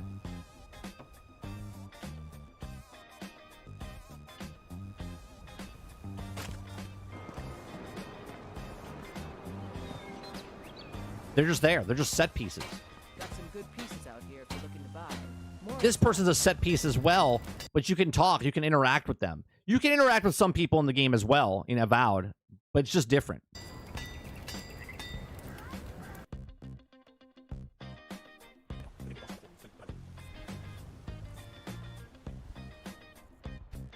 In Skyrim, NPCs will go to work, do chores, walk around, go home, and do other stuff. This is what I was talking about yesterday.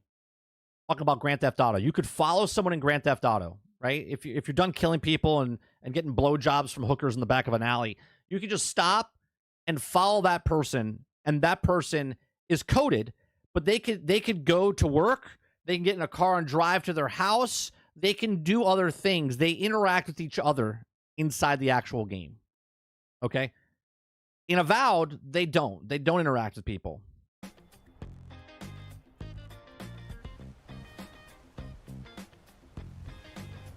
Right? It's nighttime. They're all going home. They're going to bed. Here they are.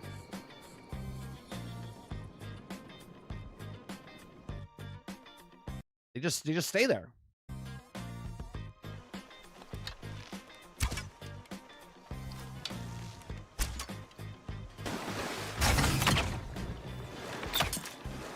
No interaction with the water.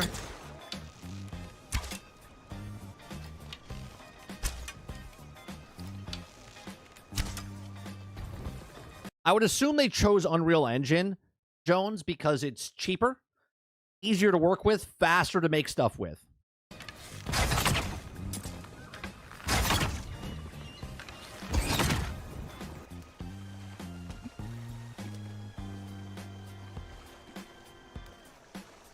Here's the difference between what Bethesda does with their game, and this is why people like still playing Skyrim and Fallout 3 and Fallout 4, and Starfield will be the same way, right? People will look at Starfield and say, well, it's not popular in any way, shape, or form compared to the other games. 10 years from now, people will still be playing Starfield. You know why? Because once they're done playing the game, they're living in the world.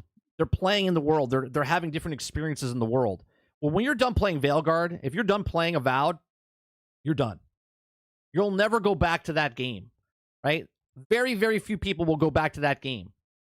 I don't think we're going to see 15 remakes of Avowed in the future. Okay? But you'll see a lot of people go back and play New Vegas.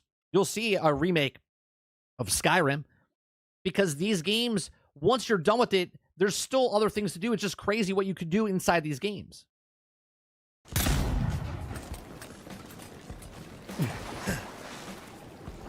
For some reason, okay, in an exception, it will leave splashes in some waters, but won't in others. So this is even worse. Okay, so let me back up here, right? So you can get the splashes anywhere in Skyrim. In Avowed, apparently only in certain pools of water does it affect with the actual bullets or arrows that goes in.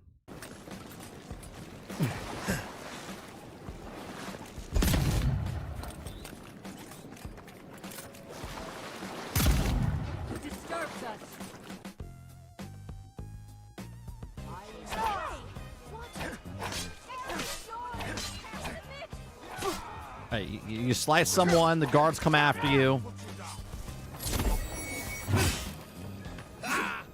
You're not there. You're not there. They're there, but they're not there.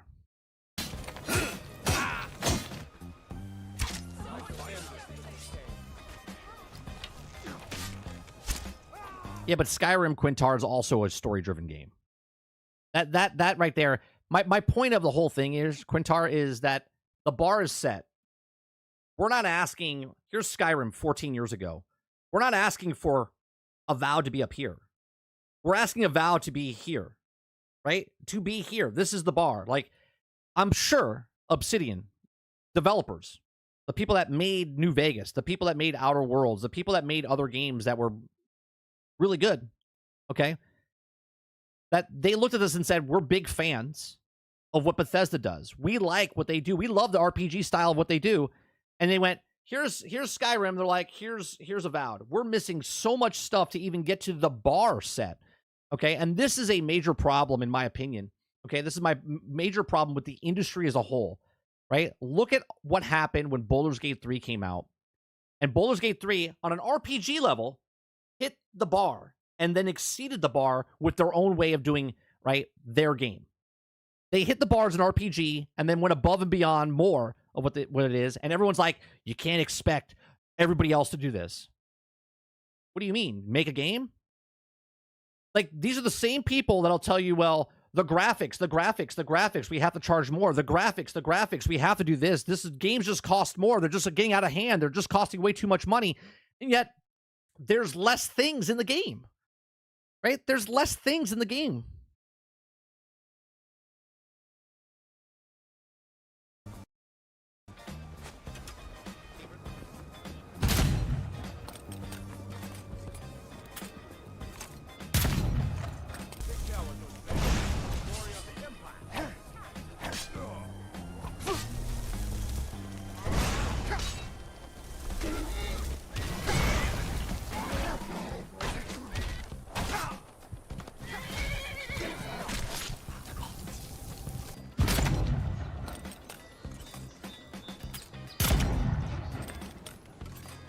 Again, this is me not shitting on Avowed. Right? That's not the point of the video, right? The point of the video is showing you the difference between what game development was and to what it is today.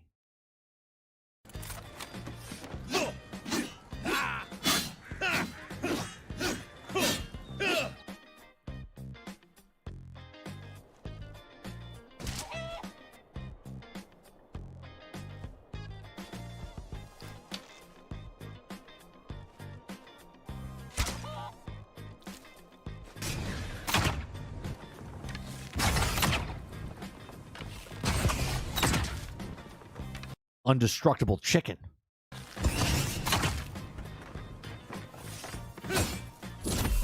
Why have a chicken? Right? Why have a chicken in the game if you can't interact with the chicken? The chicken's there to make the world feel alive, right? But you can't interact with the chicken. Waterbear says 30. The fact that you have to keep saying you're not shitting on it says everything. It should have been in the game, especially in 2025. It's still the blame on the engine of the game. Yeah, like I said, because people are going to come in, Water, and say, oh, you just don't like Avowed. No, I like Avowed. I'm just trying to show the point that the difference between game development, what it used to be to what it is today. And I'm not saying it's a minimal viable product, but they say that the game has to cost more. They're saying that the games have to cost more because they're just doing more things with it. But yet, you can compare them to games that came out years ago, and you can use the creation engine. You can use the old Frostbite engine. You can use, like, look at Battlefront 2 compared to the other big games that have come out afterwards. You see what I'm saying?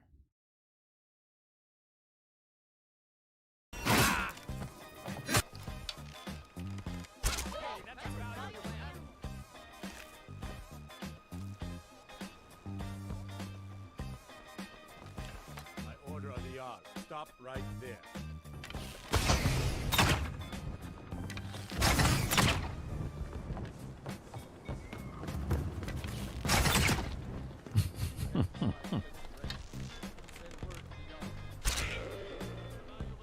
And I could tell, like, Todd Howard is probably like, yeah, I want you to kill him. Everyone's like, why? Be like, because just in case someone wants to do it. It's an RPG. Let them do what they want in the game, right? And that's why people like Bethesda games. People that like Bethesda games like the creation engine because you can do what you want.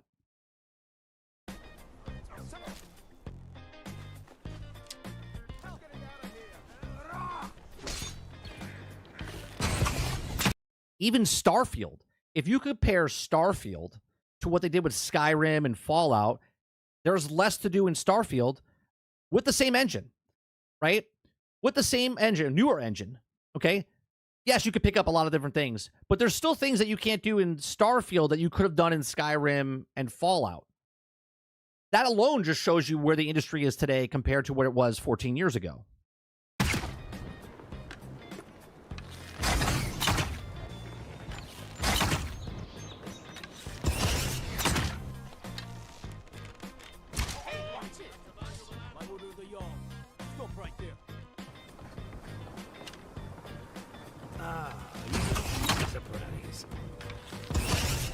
How many times are you going to show guards attacking hostile NPCs? I was like, how many times are you going to just show a fucking chicken being attacked?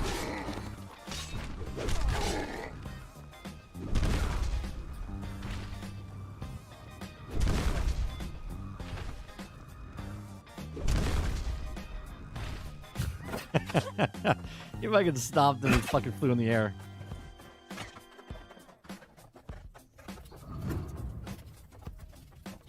Yeah, exactly right. Ray just said it. Right? So you're asking, what could you do that you couldn't do in Skyrim? I could literally pick up anybody in Skyrim and Fallout and move them, right? I could put them places and do things with them. I could take their clothes off of them. They would be, right? I had to wait for a mod to do that in Starfield, right? Starfield, I couldn't pick up the people and do things with them because reasons. Like, why? Even though I blame the companies, I also blame the gamers. All people want is graphics, more graphics. Got to be 10 out of 10. Fail when they also, how about we get a game, we enjoy a game. Yeah, again, I'm enjoying Avowed. The 4 hours that I have in Avowed, I'm enjoying it. But there's a difference in what this game is compared to other games that came out 14 years ago. Hey,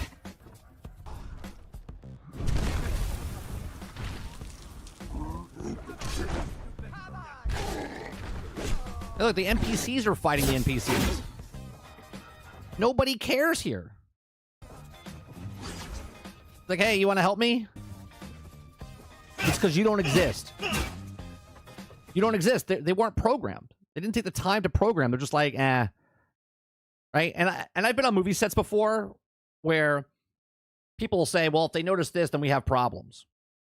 This is one of those moments, right? Like, well, there's guards standing around. Should I code the guards to react to you? They're like, nah. If people are doing that, then we have problems. Well, you have problems. You have problems.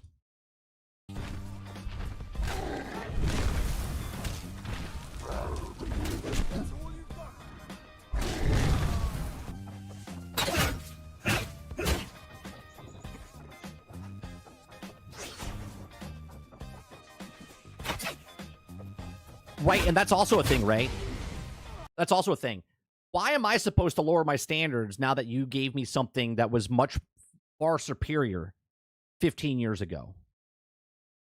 You know what I mean?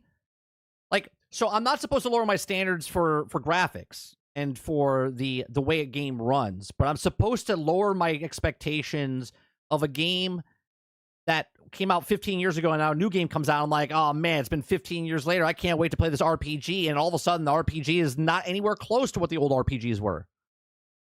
You know what I mean? It's like, I want to play a great game. I want to play a fun game.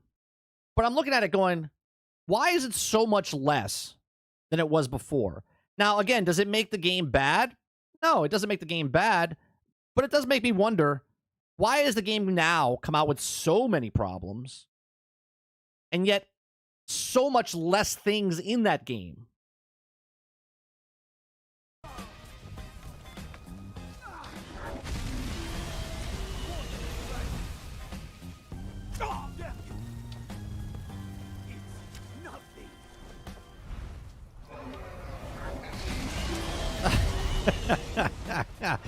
I remember the first time in Skyrim walking out, right? You walk out of that first town, you're going west out of the first town, and all of a sudden the fucking dragon comes, and you're fighting it for the longest time because all you got is like a stone and a fucking arrow. And it comes, lands on the building, and just starts torching everybody. You're like, what the hell? Oh, what a time.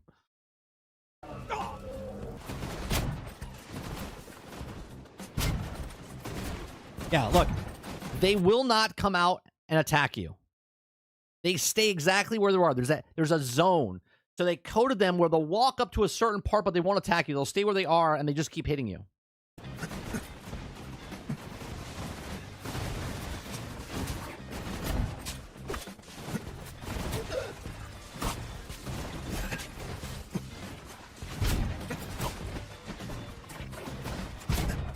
Look, they just keep shooting the arrows farther and farther, and they still keep hitting you.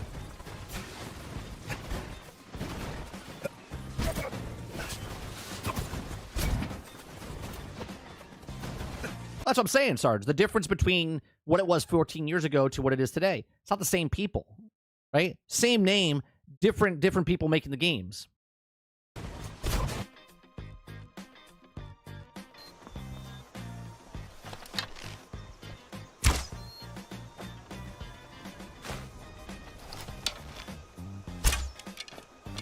Now, see, a little detail like that, most people wouldn't give a shit. Most people still won't give a shit. But the fact that you can shoot an arrow into a wood, and it sticks, and you shoot it against a stone, and it bounces, the attention to detail there, it's phenomenal, right? The sound that you don't pay attention to when you walk on rock, or you walk on grass, or you walk on gravel, right? The sound design of where you're stepping and what you're doing and what you're doing, you know what I mean? That is immersion. And the immersion that you don't even realize that it's there because it's so good, you don't even pay attention to it until something breaks your immersion, and then you're like, oh, right? You see the wizard behind the curtain.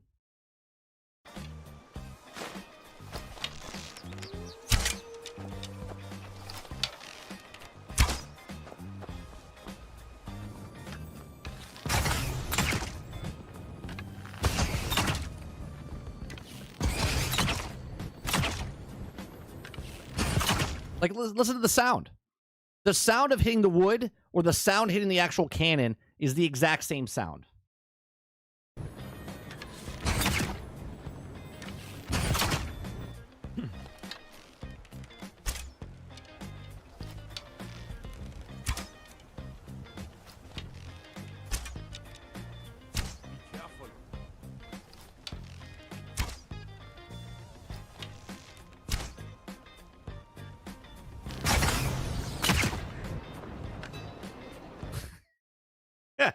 The arrow's not even in it. It's not even in it.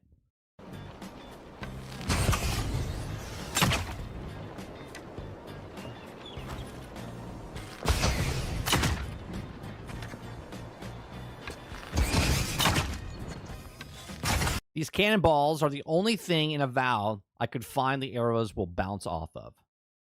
So what this says to me is early on in development, they made an object where it interacts with the actual arrow.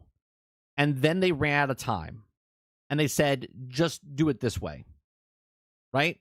Minimal, viable product.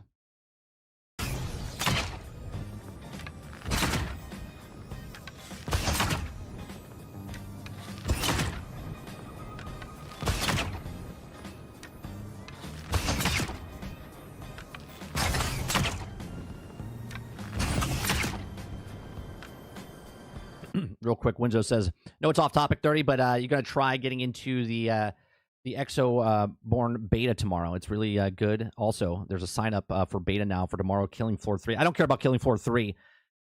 Exo-born, which one is that? Is that the Mass Effect game? Type of Mass Effect game? The sci-fi game? If that's the one, you put a link in the Discord. In general, stealing items in plain sight. Everything's for sale, my friend. Everything. If I had a sister, I'd sell her in a second. Why, you little filcher? Now, see, this is a perfect example. Okay, perfect example of you put stuff on there. Why put stuff there? You put stuff there. It's in a store that I can interact with. I can buy stuff from this man. He has stuff on there. Everything on the table you can actually take from him, okay? And you can steal it. And they're like, well, why do you steal it? Well, wouldn't it be funny if you could steal it and then he gets upset at you? Like, there's a reason the things are in the world. It's there. It makes it funny. It makes it more engaging. It makes it more immersive.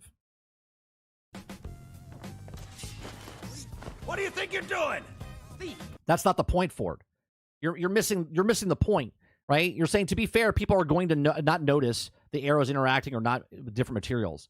You're missing the point. The point is, games now are less immersive than they were 14 years ago. Let that sink in.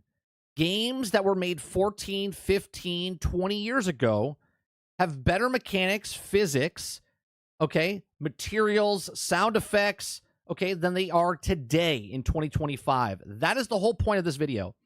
It's not of, well, no one's going to notice it. No, it's, we did notice it. People do notice it. And the problem is that the game is worse now than it was 14 years ago. You can't You take have that. committed crimes against Skyrim and her people. What say you in your defense? What say you? Then pay with your blood. I'd rather die than go to prison. Someone do something! Those are going to cry now.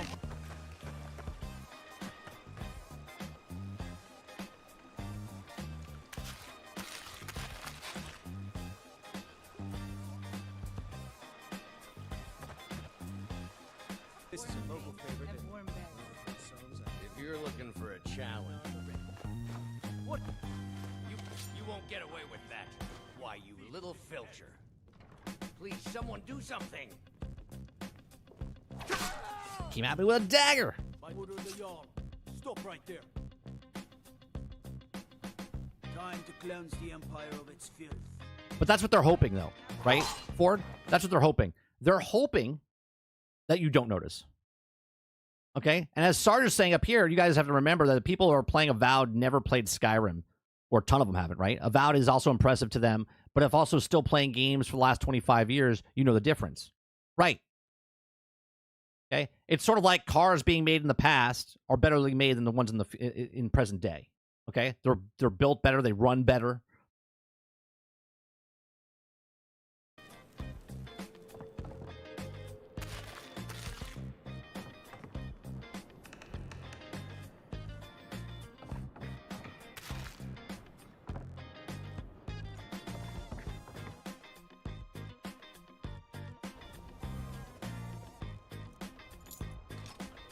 Oh, no, you don't.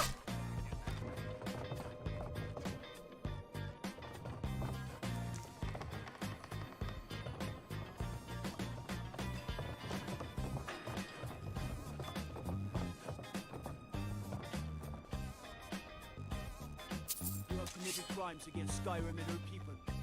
What say you in your What defense? say you?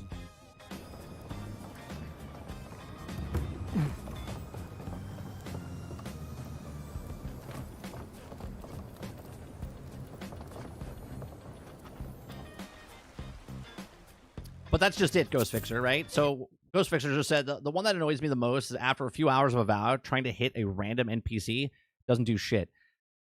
And I get it's not a make or break for the game, right? But now that we play the game, okay, so in Skyrim, I can get lost. Okay, I can get lost in Skyrim. I can go off and just start doing random shit in Skyrim, right? Like, I'm playing the game how I want to play the game, and I get not all games are like that, right? I understand it's unfair to compare, but what I'm saying is, if I play Avowed, and now all of a sudden I'm like, hey, I want to get in fights with NPCs. Oh, I can't do that. Okay, so I can't do that. I want to steal things. I really can't steal things. You could just take things. Okay, I want to do this certain thing. It doesn't happen. So there's less to do. So then you're only doing the thing that's to do in the game, which is the quest. But then the questing is okay. And the writing is just okay. And you know what I'm saying? Like, it's like less and less and less of actual artistry doing anything in the game. It's just more of, do this because we have to keep you in this game for 10 hours at least, minimum. And the more you do, and you find out that the less that you can do, then you're kind of like, I really don't want to do this, right? Why did people play Starfield for 200 hours? They're like, did you see this guy in the space? Did you get that guy that came up to you and hijacked your ship? Did you go to this place over here and do this thing? It's like people figure out stuff because they can do things. Sure. Did it sell 40 million copies? No. But are people playing the game for long periods of time because they're engaged with the actual game, whatever it is? If it's building a ship, if it's blowing up a town, if it's killing the NPCs, if it's whatever it is, if it's collecting uniforms, like collecting books. You can do that and engages you within the game. Where you, if you're doing stuff in the new games, you're just like, man, can't do that, can't do this, can't do that. You're like, oh, all right, well, what can I do? Well, you can do these 5 things. So do these 5 things over and over, which then becomes repetitive, which then becomes boring. It becomes boring, then people stop playing your game. They don't engage with the game any longer. I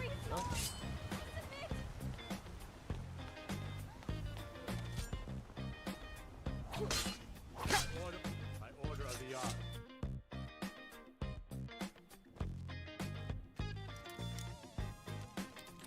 Sin says, I never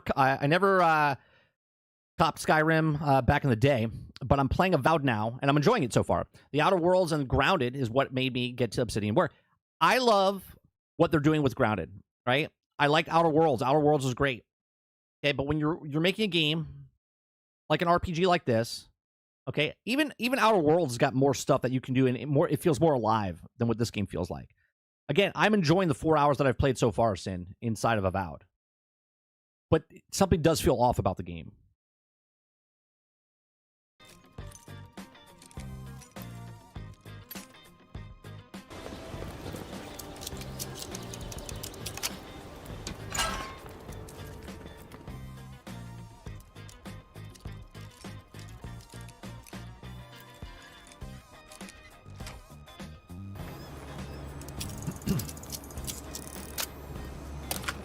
Here, something as simple as this, right? Something as simple as this. You want to open a lock inside of, right? You want to open a lock in Skyrim? Lockpick. It's an interactive game type of thing. You want to open a lock in Avowed? Hold. You got a lockpick. Hold. Oh, you did it. Congratulations.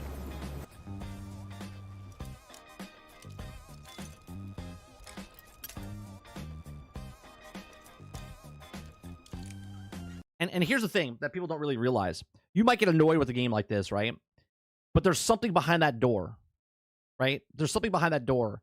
And you having something that breaks, and you might only have one of those at that time. There's a reward, risk of a reward, where if I do this right, there could be something awesome behind this door. Most of the time it's not, okay? But that one time I open that door, right? If I don't lockpick it, there could be something cool back there. Right? And if I only have one thing to do, then I have to be careful the way I unlock this door. Otherwise, I'm not going to find out what's behind here. And if I have to remember where this is, then I have to go find another lockpick to come back and do this. Okay? In Avowed, it's like, you have a lockpick? You can open that. Like, cool. I'm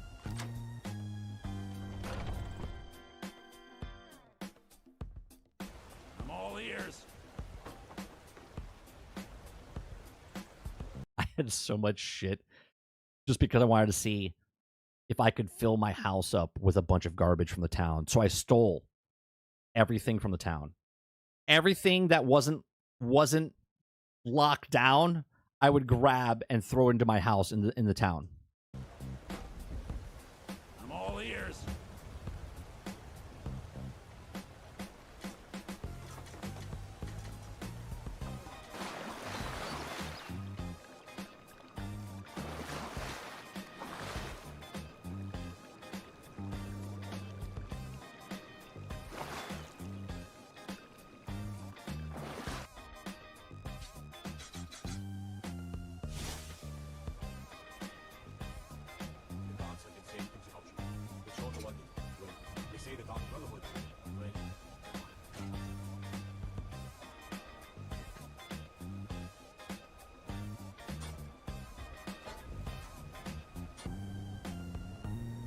In Avowed, you can drag or physical manipulate items. In Avowed, you can drag or physical manipulate items.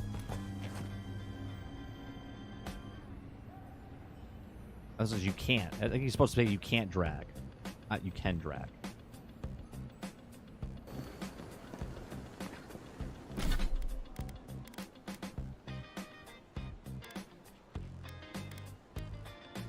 You cannot drop your inventory items on the ground. Yeah, you can't get rid of it. You have to find... So this is the thing I came across yesterday. So I had too much stuff on me, and so happens right at the end, and there was a place where I could put a camp like 100 feet away. So it wasn't a big deal. Okay. But if I pick up stuff, now I can't drop it. What do? I have to walk slow until I find the next camp or next town that I can sell stuff to. You know what I mean? I can't drop anything. Well, someone will be like, well, don't pick up so much shit. You want me to retrain my brain for one game where all the other games I can pick up all this shit and drop it as I go, right? But I can't do it here, right? You can directly stash. You can't directly stash unless you go to a base camp. I can't throw anything away into the other stuff until I get to a base camp.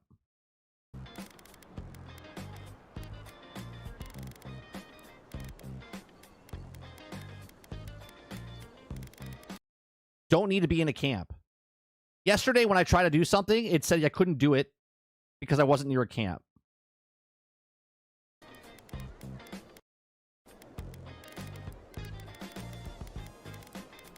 I'll try that. I'll try that next time I log in.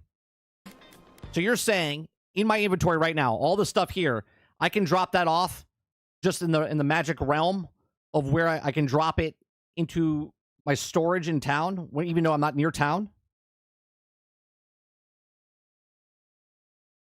How do you do that? At the bottom it says stash in camp. How do you do that though if you're not in camp?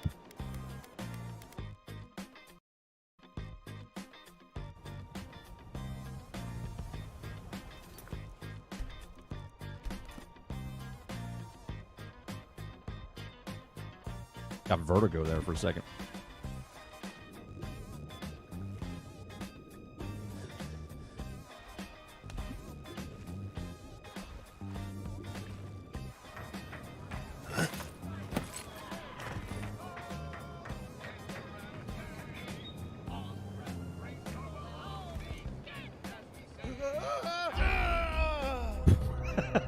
Why? Did he have a heart attack before he hit the ground? What happened there?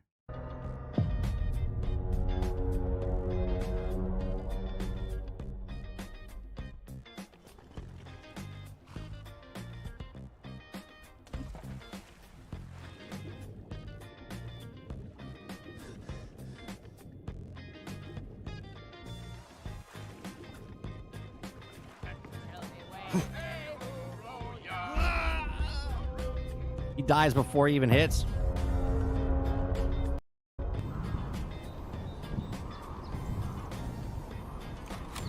In this spot, it works fine. So again, they put it into certain parts of the game, but it's not in other parts of the game. Meaning they didn't have time to finish the game.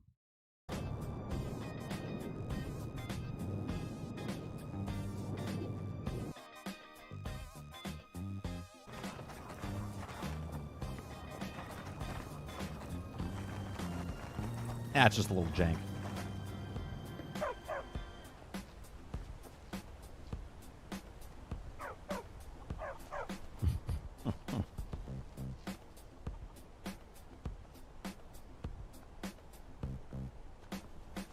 Fancy robes. The world doesn't go that far on that map? Sure. It just means they didn't do it the rest of the game. Or they forgot to remove the wall. So before he even hits the water, there's a invisible wall there that he's hitting that thinks it's the ground. That's why he dies.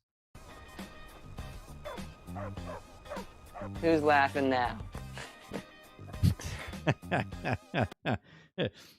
But I'm not saying it needs to be a 1-to-1 because one's the creation engine and one's the Unreal Engine 5. I'm saying overall as an RPG, it doesn't feel like an RPG. It feels like a Fisher Price RPG. You know what I mean? It feels like Play School, whatever you want to call it. It's like my first RPG. It doesn't feel like what RPG should be. It's like an entry level.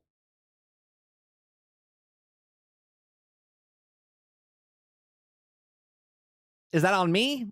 I guess. You know, I guess my expectations are set too high. Right? You're selling me a game. I'm like, oh, this is gonna be great.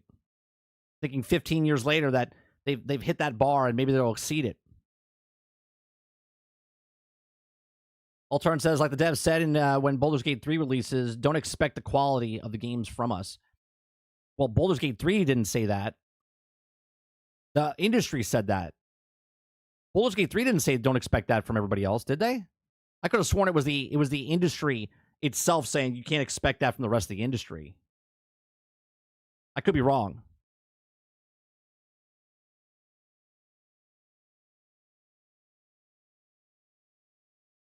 The details are degraded across the board.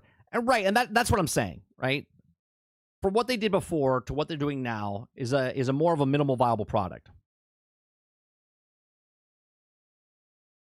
This is not saying anything that I'm not enjoying myself. I am. The 4 hours I'm in it, I'm enjoying myself with the exploration. I'm enjoying myself with the combat. I'm enjoying myself so far with the story that's happening. Jack says, how similar Avowed is to Skyrim? It's not. It's not. It was the dev from Respawn and many others. Not. Oh, right. Okay, yeah, I was gonna say, I was like, I don't think Baldur's Gate 3 said that. Or Larian said that.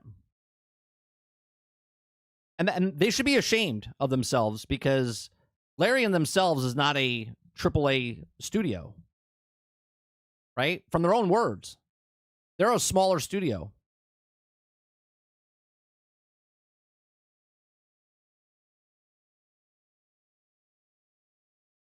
Water says, does this mean Baldur's Gate 3 is the real quadruple A game? Maybe. I mean, look, we had the same comparison with an Assassin's Creed game compared to an Assassin's Creed game, right? They compared Black Flag to Skull and Bones. And there's a lot more you could do in Black Flag than you could do in Skull and Bones, right? So you could look at this and say, well, this is not fair because you're comparing a different engine to this engine. Assassin's Creed to Assassin's Creed, right? Or Assassin's Creed to an Ubisoft game to an Ubisoft game. Skull and Bones was basically supposed to be Black Flag, a sequel, prequel, whatever you want to call it, and then they changed it along the way. But there's more stuff you can do in Assassin's Creed Black Flag than you can do in the actual pirate game of Skull and Bones. I could board the other people's ships. I can't board the ships over here. It's a cutscene. Okay? There's things that you could do over here that you can't do over here. And it's like, why?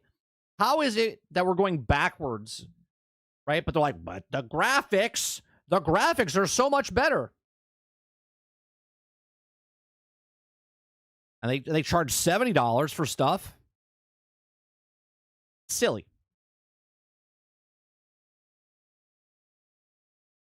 $70 for less stuff. All right, let me see what you guys are putting in here. Robert Jones posted this. Yeah, this is unnecessary, right? This is unnecessary, but you can do this. Okay. It's unnecessary, but you can do this. Okay. Guy made he's interacting with the thing, hits the ball down. The Goldberg machine here. Use peanut butter sandwiches. God, I don't even know how much time this took. But the fact that you can do this, not that someone's buying the game to do this, but this is pretty funny. Yeah. You know what I mean?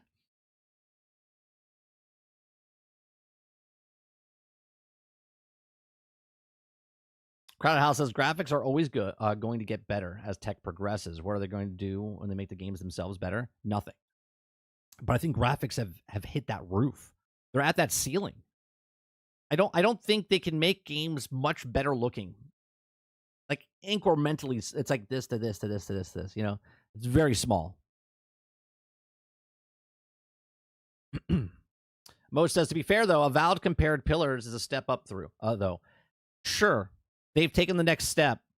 If you want to do that, though, Mo, then you have to go backwards with Minecraft, right? Because Minecraft was an open world game, and then they made Minecraft Dungeons. So is that a step backwards for Minecraft, or is that a step up, though? Right? Because Pillars is what Minecraft Dungeons is, basically, right? And then they made a better or a bigger game, which is Avowed. And sure, Avowed as a company, okay, or I'm sorry, Obsidian as a company that made Pillars of Eternity to now making Avowed is a step up, but it's a step backwards in the RPG space.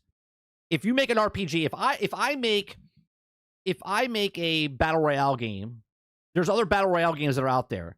There's a standard of what you should hit for the battle royale, and then make your battle royale better. If you're making a first-person shooter game, you're going to make your game what everyone loved about the past first-person shooter games, and then make yours either at that point or just a little bit above, right? RPGs are out there. There's plenty of RPGs out there, and they're like, hey, we're going to make an RPG just as good as that or like that. And then they come nowhere near that. Remember, Starfield had rooms if you did not have a perk to get into them. Then there was nothing. Right. They hit the ceiling years ago. Marvel 1943, Rise of Hydra has entered the chat, 30. They pivot to performance as well because they need some work. The point is that the artists are getting worse. Yes, that is the point. The point is there's less going into the game, and they're getting more money.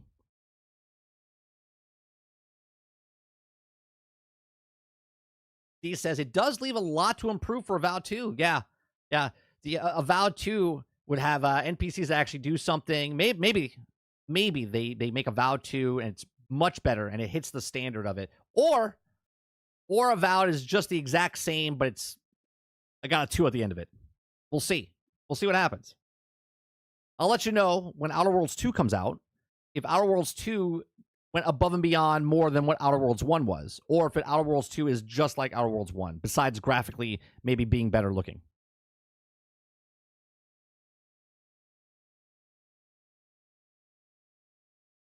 What was that game Winzo said? It was Exoborn?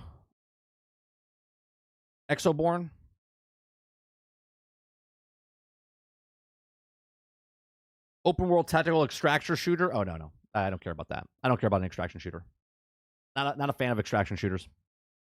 Unless Exoborn brings in TMNT into it, or Transformers, I'm good.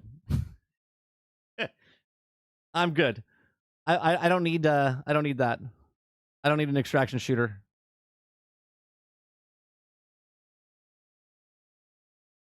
Let me see what else we got. We got another story here. Call of Duty Recon Square. We got it. GameStop. Valve releases Team Fortress 2, enabling creators to build. Got the loot boxes. I don't want to talk about the Marvel Rivals story with the layoff because I still think stuff is coming out about it. So I'll wait for that to actually be finished. Oh, we could watch this video, which is interesting, right? Maybe we'll watch this one. So this is Mark Daria. I watched the majority of this yesterday.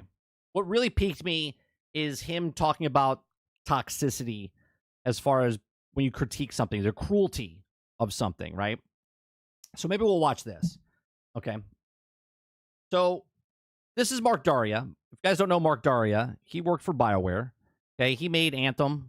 He worked for Dragon Age, Dreadwolf. Okay, but then left there to go to Anthem. I don't think he finished Veilguard, if I'm not mistaken. But he was a developer for BioWare. Okay, he's got a channel.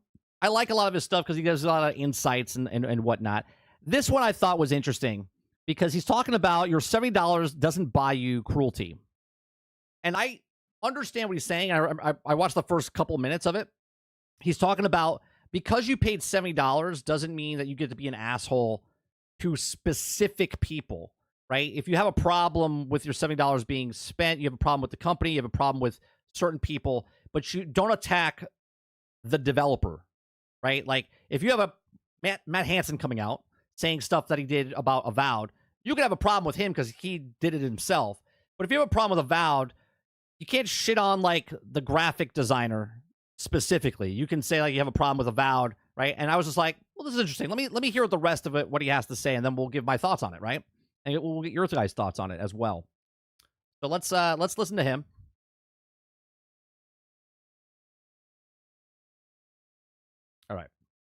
Did you read the title? Did it say something like your $70 doesn't buy you cruelty? Well, that's what we're going to talk about today. The fact that you bought a game that you didn't like doesn't give you the right to be cruel or unkind to the people that developed that game. Now, I'm going To be cruel to somebody, I 100% agree with this. Right? To be an asshole to a person, I agree that you don't have to be. But I can be mad. I can be mad and upset with the company because you gave me a game that's broke, buggy, unfinished, or is not working correctly, and you asked for $70. For sure. Right? Because this goes both ways, right? Because you can't be mad at someone being cruel because you made a game that they're upset about. Just make the game and sell the game. Don't worry about the feedback if you're just a developer, right? You should only worry about it if you're the upper management or if you're the company itself, because those are the people, like, you got your check. If you're the developer, you got your check. Sure. Do you feel that if someone shits about the game, they're shitting on you personally? That's a personal thing, right? If they're saying you yourself, if I say Mark is like, your fault, Mark, then that I understand what he's saying, right? to be clear about something. I'm not saying that you have to like the thing you bought. I'm not saying even that you aren't allowed to complain about the thing you bought. You can have whatever opinion that you feel like. Or can we? Towards a game. Even if that opinion is stupid and wrong. You are I like that. You can have your opinion even though it's wrong. Can your opinion be wrong? I mean, it's your opinion. Hey, your opinion is, like, in your opinion, you think it's right. Your opinion thinks my opinion is wrong, which is fine. Right? I guess you can have a wrong opinion, sure. But that person that's saying the opinion doesn't think it's wrong. Are entitled to that opinion. And to some degree, you're entitled to express that opinion to the corporation, to the video game studio. Nothing has changed over the years. When I didn't like a game in 1984 and bitched about it, the only difference that's changed is that now there's social media, and now people that made the game can see instantaneously verification if the game was good or bad from the people themselves, not the sales. Because back in the day, when they sold a game and it was really well, they just knew it was good because it sold well. But they didn't look at the people that bought the game that didn't like the game because they didn't care about those people, because they didn't give a shit, because they can't hear those people. But now there's a pushback instantaneously. You sell a game, you're getting the good and you're getting the bad simultaneously, and you have to weed through it easily. If you don't care about the criticism, then don't look at the criticism. Just look at the good. Do what Tim Kaine says, right? Tim Kaine says, "Tell me what you want." Right? Tell me what you want. Tim Kaine walks in with a question so bold. Do gamers know what they want? He's told. The crowd says yes, but then starts to fight. Tim shakes his head. Yeah, that sounds about right. Tell me what's good, not what's gone wrong. If you just complain, the list... That's from a developer. That's not Tim Kaine, by the way. This is Mark Daria, right? Tim Kaine doesn't want to know what's wrong with the game. He just wants to know what's good with the game, right? And that, I think, is a fundamental problem with game design. We were just talking about Avowed. If I tell you Avowed is a worse game than Skyrim because you can't interact with certain things, I'm telling them what I feel is the wrong with Avowed. They could take that what they will and say, well, that's not what we were going for. Cool. This is what I'm telling you that I don't like about the game. That created this game that you bought. You paid $70 of your own dollars for this game, and it disappointed you, and you're angry about that. That is fine. You are entitled to be angry about it. And are you allowed to be upset if you buy a steak at a restaurant and it comes out undercooked? Are you allowed to complain if you spend $70 on a steak? Just a steak. It's just food. Are you allowed to be mad at that specific person, or am I supposed to be mad at the company? You're entitled to express that anger in certain channels. If you are mad at that Ubisoft game, be mad at Ubisoft. Which people are. They're mad at Ubisoft, right? They're mad at specifically Matt Hansen for opening his mouth and saying what he said.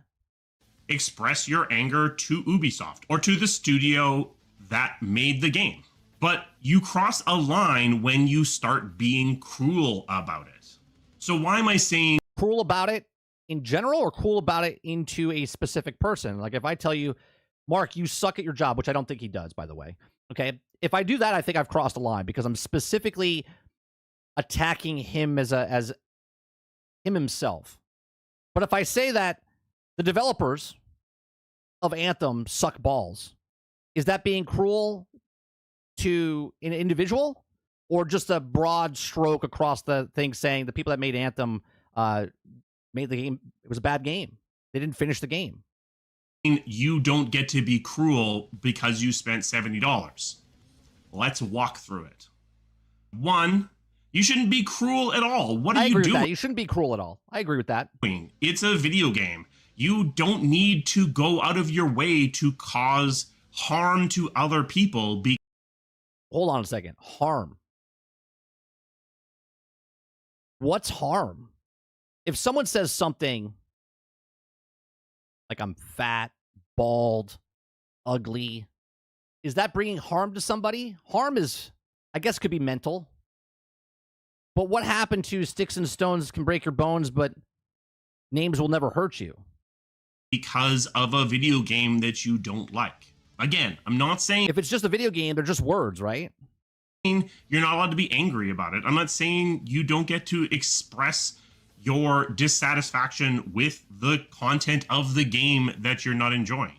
But when you climb into someone's personal social media and... Now, hold on a second. Hold on a second. Personal social media is a public square, is a public space. If you say something in a public space, like if I'm in a room with somebody, if I'm in a room with you guys right now, okay, and I say something about someone in a public space, you're public. You're putting yourself out there, and someone is allowed to come back to you and reply. They're allowed to do that. Okay? It's not direct message, like you said something in direct message and then someone's just... No. It's a public space. You say something, someone's allowed to say something back to you. And start actively attacking that person. When you celebrate layoffs at a studio because the game that you don't like didn't do that well, you're crossing a line into being cruel. And well, first of all, someone that celebrates someone losing their job, that's a whole other thing. But the people that didn't buy your game is the reason you're losing your job, right? So feedback is you made a game, you sold a game, the game didn't sell well, so that studio loses their job or they close down because you didn't make a good game. That's the feedback. The feedback is that game was bad, you lose your job. To celebrate that, I mean, that's just the world we live in, though, right? Like, if I'm shitty at making burgers and I lose my job, somebody in some shape, way, or form is going, oh, thank God he left. I want a good burger, and that guy didn't make one. Fundamentally, you should have more grace for other human beings. But if you're not buying that, let's go on to point two. Yeah, point two. You don't know what caused the results that you don't like. Let's go through an example. Let's say that you don't like the line delivery on a piece of dialogue. Okay. Is that the fault of the voice actor? It might be. It might be. It's also a problem with the could be the marketing guy, or not the marketing guy, the director. It could be the head of the department. It could be 1,000 different things why the voice line is bad. It could be that the person that's the director was inexperienced. It could be the writer that's inexperienced. It could be that the actor is inexperienced. A lot of different things it could be. Might be, but it could be a lot of other things too. It might be the fault of the person who was directing that voice actor. Maybe they were given very specific instructions. I have a question, though. Why, as a customer, do I care whose problem it is? Right? Do I care if it's the actor, the director, the writer? Or do I just care as a whole, I paid $70 and the acting in this is terrible? Or the gameplay is terrible? You know what I'm saying? And here's the thing. We could spin this back the other direction. How do you know that the person that's giving you criticism, okay, that's being cruel, you don't know what they happened to them in the day.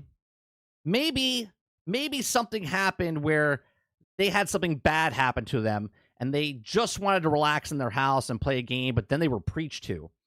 Maybe they just found out that the person they were dating is not who they thought they were, if you know where I'm going. And then the game was preaching to them about that person. Right? I mean, we can spin this any way we want. As a customer, I'm just giving you $70. I'm just giving you $70 to be entertained for the game. Right? I don't care if the director messed it up or the producer messed it up or the writer messed it up. I just know it's messed up. To deliver the line in this particular way. Maybe the writer who wrote that line wanted it delivered in this particular way, and the stage direction specified this particular line delivery. Maybe the recording equipment at the voice studio went down, and the only take they managed to get was this first one that was done just to set the tone, and they were just kind of out of time. And none of that matters to me. None of that matters to me. I don't care if you were out of time. Your management, upper management, executive producers, CEO decided to say, hey, good. Is it good? And they're like, yeah, it's good. Great. Throw it out there. And then we play the game. We pay $70 and we're like, this doesn't seem very good. Stuck with it. So if you go and you start attacking the voice actor for a line delivery you don't like, it might not be them at all. It might be. But it might be them. It might be them. Something else. Indeed, it might not be. You know who doesn't have a problem with bad voice lines? Has anyone ever said, man, Nolan North is just not very good at his job? Has anyone ever said that Troy Baker just didn't do good? No. Troy Baker doesn't phone in a performance. They don't. You know why? Because they're high quality voice actors. So no one says, man, that voice acting sounds terrible. The line delivery at all. Maybe the problem was the writing. So should you go attack the writer? It doesn't matter. It doesn't matter if it was the writer, the director, the actor, the person that gave the line. It doesn't matter if the PA spilled coffee on the guy's lap and it burned his crotch while he was doing the voice lines. It doesn't matter. Well, no, because why was the line written in this way? Was it written this way because the writer had a specific thing they were trying to say? Maybe. Maybe it was written this way because there was incredibly tight time pressures due to... Doesn't matter. Again, doesn't matter. Other externalities on their time. Maybe. Hold on a second. Okay. Hold on a second. I got to go back to this right here, and I have to do this. Stop it. Get some help. I'm here to tell you right now, we don't care. Let me tell you something. We don't care. Jerry. We don't care. We don't care. We don't care whose fault it is. We just want the final product to be good. Maybe the direction of the game changed radically 3 months ago, and they had to rewrite this entire character in just 3 months. And you're just getting the first draft of that writing. Maybe the lead writer wanted this character to be in a specific way, and it constrained what the writer was able to do while they were writing this character. And if the person was bad at his job, he should have been replaced, or they should have done it again. Maybe the creative director on the project had specific goals that they had in mind, and they were pushing the writing in a particular way. Or this is why you need to do your best all the time. Just saying. Restricting how much leeway the writers had in order to express their vision on what the game was able to do or be. Maybe the executive producer, all of these people reporting up into the executive producer, decided that this game should be different in tone and was pushing the game in direction. And that is your right as the developer of the game. That is their right as the owner of the company or CEO or the manager. If that's what they wanted to do, that's the product you put out. You made a game. You're selling that game. And you put it out there. And let me tell you something. People every day in this channel don't like stuff I say. Okay? But I'm making the content and I'm putting the content out there. Is there feedback? 100% there's feedback. I don't like that you do this. I don't like that you use the music. I don't like that you made this joke. I don't like... You know what? I take that feedback, and some of it I care about, and others I don't give two shits about, because I'm making a product and putting it out there. It's what it is. In a different way. Or maybe the leadership of this project changed 6 times and the direction changed 6 times, and you're getting little bits of writing from each of these different directions, and there was never adequate time to... That's not my problem. Your time to make the game is not on me, the consumer, to pay you $70 for a game, $80 for a game, $100 for a game, $120 for a game. You guys put that on, right? Right now, you shouldn't be mad at me as a customer. You should be mad at the same people you're telling me to be mad at, which is the upper management, which is the CEOs, which is the suits above you. You can't be mad at me for giving you criticism. You should be mad at the people that told you to put the game out in the state that it is to make me mad. Step back and rewrite it. Maybe the CEO of the entire company really wanted his nephew to be hired, which happens all the time, by the way. In the film industry, happens all the time. As a script consultant. And this guy with literally 0 experience was coming in and pushing for mandatory changes not my problem. To the project. How realistic are all the things I just Very realistic. And you know what? What reality is, we don't care. Said. Some of them are incredibly realistic. Some of them not so realistic, but I've seen things that look an awful lot like... Being on film sets, I've seen everything that he said right now, I've seen in person with a movie. Like all of the things I just said.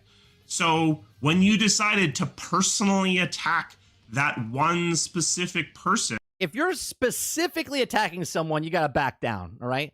But if you're broad being cruel to the company that's took $70 from you, $120 from you, microtransactions, doesn't fix the game, doesn't put the patches in, right? I don't have a problem anyone being cruel to a company. If the person in the company is taking that to the heart for themselves, well, then they got to drop that themselves, because the person that's attacking the company is not attacking you personally. Now, if there is someone attacking personally, right, then you have stepped over a line. And on social media, how certain are you? But show the receipts. Do you know what I mean? Show the receipts. That it was their fault, that they are responsible for that thing that you don't like. And I'm going to tell you right now, you shouldn't be certain, because you don't know exactly what was going on within the project. I have a question, Mark. What about if I just lost someone close to me? I'm sad. I haven't dealt with my issues, right? But I'm sad. And I start playing your game. I'm looking forward to it, right? It's the only thing I've been looking forward to. My life has just been an absolute travesty for the last 2 months, right? And this one moment, this sequel of a game comes out, and I'm like, you know what? I need to play this game. I need to play this game because this game is gonna get my head in the right mind. I'm gonna love this game. This is the game I'm looking forward to the most. It means so much to me. Now I'm cruel because it comes out and it's a piece of shit. It's broke, it's buggy, it's unfinished. Okay? And now I'm being cruel because you don't know what's happened to me, right? You're just assuming, right? You're just assuming that I'm just an asshole, but maybe there's some backstory behind it. Maybe they'll make a screenplay about me in the future somewhere. You know what? It's not your problem to care what happened to me. And it's not my problem as a consumer what happened behind the scenes, because that ends at the $70. The $70 is I wanted to play a game, and if the game comes out broke, buggy, and unfinished, I get to vent that the $70 that I gave you is not worth the $70. I'm not assuming anything. I'm not assuming that the writer sucked, right? Or he had a bad day, or the actor couldn't take the lines, or the director didn't know what he was doing. I just know that the final product is not a finished product. You don't know the exact circumstances that resulted in that thing you didn't like. Even people who were on the project aren't always going to be absolutely certain on who is responsible for something being exactly a particular way. Nobody wants to take accountability, by the way. Nobody wants to take accountability. These projects have hundreds of people on them. Content moves around between multiple people. Yeah, unless sure. I am the person who is actually responsible for something being a certain way. That chain of custody isn't always going to be super obvious to me. And all of this isn't to say that you aren't allowed to have your own opinions, to not like the things you don't like. It's specifically to point out that you being angry at a specific person, you attacking a specific person, is often misdirected. If you feel like... What's the context of what he's saying right now? What's the context that he's saying right now? Is there a specific thing he's talking about? Because unless you know the developer by name, right? Like the dev by name, I don't know how you would attack someone by name unless that person said something or did something on social media. Do you know what I mean? You're just not getting the satisfaction from yelling at the corporate Twitter channel or yelling at the studio directly. If you feel like you need to focus it down onto an... Is he talking about the sound designer that happens to be on Twitter and in their profile, they're like, hey, I work for BioWare. And then someone sees that BioWare and the person's in BioWare and they're like, hey, I think your game sucks. And they're like, all right, cool. I'm in the sound design. It doesn't really matter. And they're like, yeah, but I just want to let you know your game sucks. Like, don't engage with those people. Do you know what I mean? Like, don't engage with those people. Actual human being. I mean, that's really sad. I'm sorry. That's very sad. And hopefully you can grow beyond that. But I will give you a couple of outlets. If you need to complain at a human being, I'm going to say you don't get to go lower than the first person in the credits. You can... Hold on a second. There's situations, okay? Matt Hansen came out and said stuff with Oblivion, okay? There's other people that have said other things, other designers, other developers that worked for other companies that came out with their public Twitter account, have attacked people, and people get pushed back. If you're defending these people, they made their stance on the public forum, okay? If you're talking about people that are assholes that are looking for people that work for that specific company and attack those people instead of going to the Twitter company page, then I understand what you're saying, but specifically, who are you talking about? What happened that someone's getting attacked for an individual person? You can go higher than that, but no lower than that. So you can go higher. You can bitch to the director, the CEO, the suits, but you can't go lower than that. You can't go to like the assistant director or the creative director. First person in the credits is the person who was, theoretically at least, in charge of the project. They are the person where at least some of the responsibility is going to lie. Now, did they have full control over what was going on in the project? Don't care. Don't care. I don't care if the person had full control or part control or half-time control. Not my problem. No, because you could still have the CEO of the company forcing them to... That sounds like he knows something, right? He just said, no, the CEO has control over it. Use his stupid nephew as a script consultant. This sounds really like it's happened to him. Like when he worked for EA, okay? Like the way he just said that, right? The way this example that he just said sounds like this is 100% true that happened. Company forcing them to use his stupid nephew as a script consultant. But that had to be real. The CEO is going to lie. Now, did they have full control over what was going on in the project? No, because you could still have the CEO of the company forcing them... This sounds really, really specific. ...to use his stupid nephew as a script consultant. But at the very least, they were in charge of the project for a somewhat significant percentage of the time. 100% the CEO.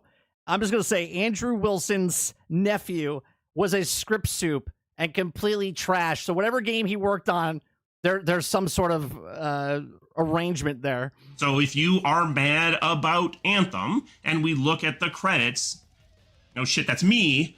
Oh shit. That is you, Mark. So we could be mad at you? Anthem was unfinished, incomplete, no end game, put out before it was supposed to be put out, never fixed. There's still weapons missing for the Colossus in the game. So we can be mad at you, you're saying. That's what he's saying. But yeah, if you feel like you need to yell at somebody. Okay, so you can be mad at Mark, but you can't be mad at John. The game director, you can't be mad at him. You can only be mad at Mark because he's the executive producer. For the way that Anthem is, it's much better to be yelling at someone like me.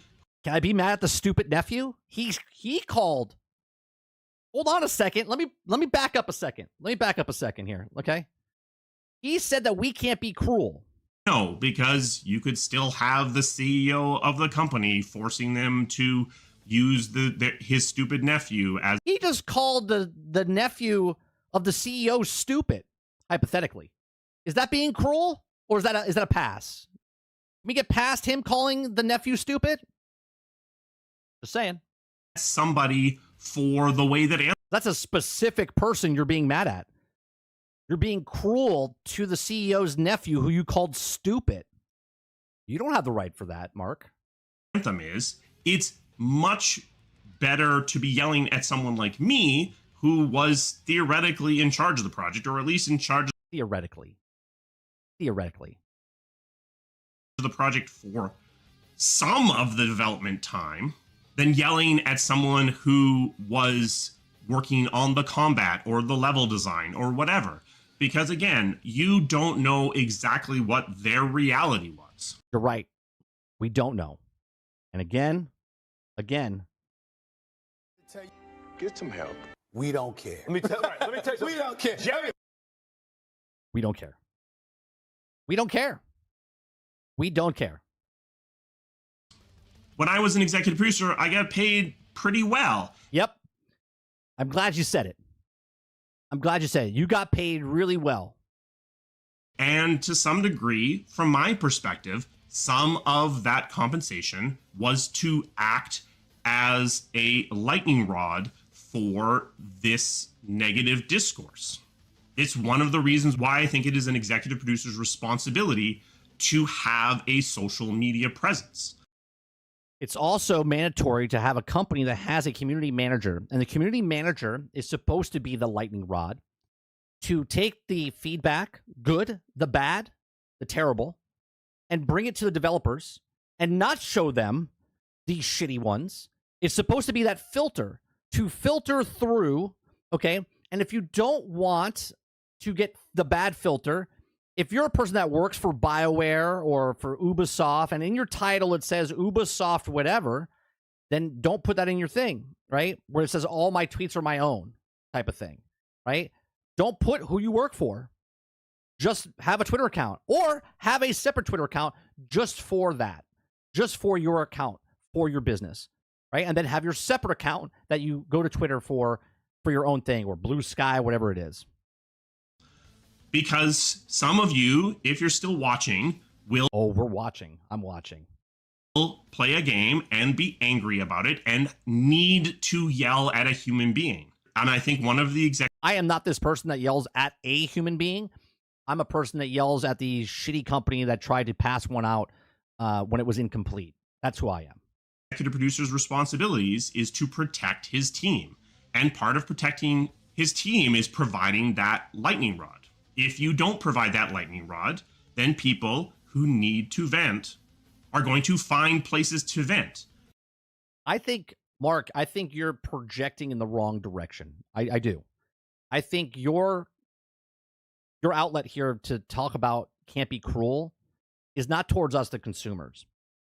It's 100% towards the people that told you that the nephew was going to be a writer on the thing. And you should also be mad at the people that you're telling us to be mad at. Okay? Which I don't care. Paid product, right? I don't care if it's the manager, the cook, the waitress. I order food, the food should come out and it should be what I paid for. I don't care if it's a product I buy at the store, right? The guy at the cashier desk that's giving me a television set that I buy at Best Buy didn't make the television set. But you know what? He's going to get the feedback when my TV's broken. I bring it back, and they don't want to give me my money back because some reason they're like, well, you're past the 14 days. I'm going to yell at you because this is bullshit. I don't care if you get paid $7 or if you get paid $700,000. Okay. Someone paid for a product. The product doesn't work. You're going to get the feedback. We live in a social media world. Many people have some form of social media presence. If you, as the most senior person on the project, don't have a social media presence, you're failing as a product manager. You should 100% be on social media to talk to the community or have a community manager. Then people are going to go and find someone else, someone who isn't paid as well as you, someone who doesn't necessarily have the tools to protect themselves from the toxicity. What tools? You mean the block button? The block button on social media? Like, obviously, if a guy's sees you at a restaurant and knows you, and like, hey, Mark, Anthem, that sucked, right? Like, I get that. Social media, you could block. You could literally say, if the guy says, hey, asshole, you're like, block, mute, not follow. Like, what are we talking about here? It's so simple not to read the toxicity. Leveled at them. I would say again that you shouldn't be targeting people directly, even the executive producer. But you know what? If you feel the need, the higher up in the organization you go, the more I'm going to say have at her. As you get beyond have at her on the executive producer and you get up into studio leadership and group leadership and the C-suite and the person in charge of the entire corporation, they share responsibility in the game you don't like being the way that it is. So if you feel the need to yell at them, again, probably don't, but they're big boys and girls. Are they? Are they? Do you know why Andrew Wilson is the CEO of EA? You know why? Do you know why he is the CEO and someone else isn't? Because he doesn't give a shit. I don't think Andrew Wilson is crying at night going, these guys are so terrible. He doesn't care. He doesn't care. You know what he does care about? He cares about money. And that's why he's the CEO of the company of EA. That's why he's taking his nephew, hypothetically, putting him on a game and making him script soup or writer assistant, okay, and put his ideas on paper because he doesn't give a shit. So they should be able to handle it. Now, the reality is most of those people do not have a social media presence, do not have a way that you can yell at them directly. So a lot of times what I'm telling you is the least senior person you're allowed to yell at is the executive producer. You don't get to tell anybody who they can yell at or not yell at. That's each person's morals. If you want to yell at somebody and that's the way you want to go about it, sure, you're an asshole, right? But to tell someone they're not allowed to do that, I mean, that's not for you to say. And a lot of times, the most senior person you're going to be able to yell at is the executive producer. So once again, the executive producer serves as a lightning rod for all this vitriol. If you feel like you're not being listened to when you complain on Metacritic, do you know what gets people to what really gets people to say? When you make fun of somebody or do something, all of a sudden they pay attention, right? And when you start reacting back to them, it just invokes them to do more. Hence why when trolls come in or people say certain things, you just ignore them. You just ignore them because they'll go away because they get bored real fast and they'll go find someone else to interact with. Or you complain on the forums of a studio, or you complain into the social media channels of the publisher or the studio, be aware that this stuff is carefully scrutinized, not just by the social media teams. Do you think that, Mark, that people that are this cruel give a shit about what people think about them? They don't, right? I'm not one of these people that's cruel like that because, again, I don't do specific people. I just talk about the company itself, that they don't give a shit about you. Corporations don't care about people, customers, or the people that work for the company, okay? But you really think the people that are cruel, do you think they give two shits? They make a post, they move on with their life. They'll tear you down, shit you out, and they go on with their day. They live free rent-free in the people's heads. Okay, hence why you're making a video of this. Also by the teams themselves. Arguably, in a lot of cases, to too great of a degree. The team is listening, I would say, often too much. That's right. You are listening too much. If you see a toxic post, toxicity, toxic post, you don't like it, mute the person. Move on. Do not give them the time of day. Just move on. Problem solved. It's that simple. To what you are yelling about and complaining about in these channels. But don't worry, you don't need to go onto their Twitter channel and yell at them directly, because they're going to hear. Well, they're going to do that more now. You ever when someone tells you, "Hey, calm down, bro. Calm down, bro." What is everyone's reaction when someone tells you to calm down? What is that reaction? Right? Do you calm down? Or do you get more frustrated and irate? Why don't you calm down, bro? Okay? The more you interact with that person, right? Not to calm down. That's right. When you say calm down to someone, they're like, don't tell me what to fucking do. I'll calm down when I want to calm down, right? When you tell someone stop being an asshole, they're like, don't tell me to stop being an asshole, right? They're going to do what they want to do.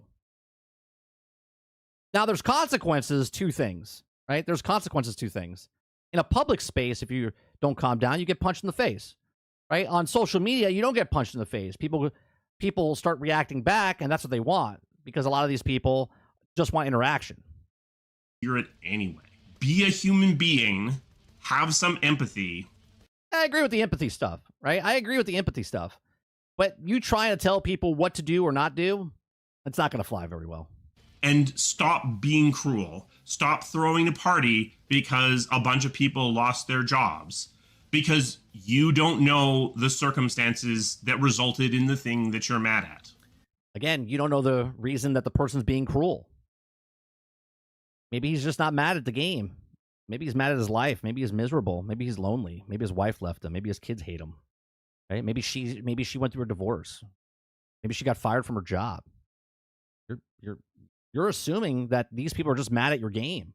They could be mad at something else, and your game is just the thing that broke them. People deserve some grace. People do deserve some grace. Maybe you should look at the person that's being very cruel towards you or being an asshole. Maybe you should give him some grace. Right? See how it works?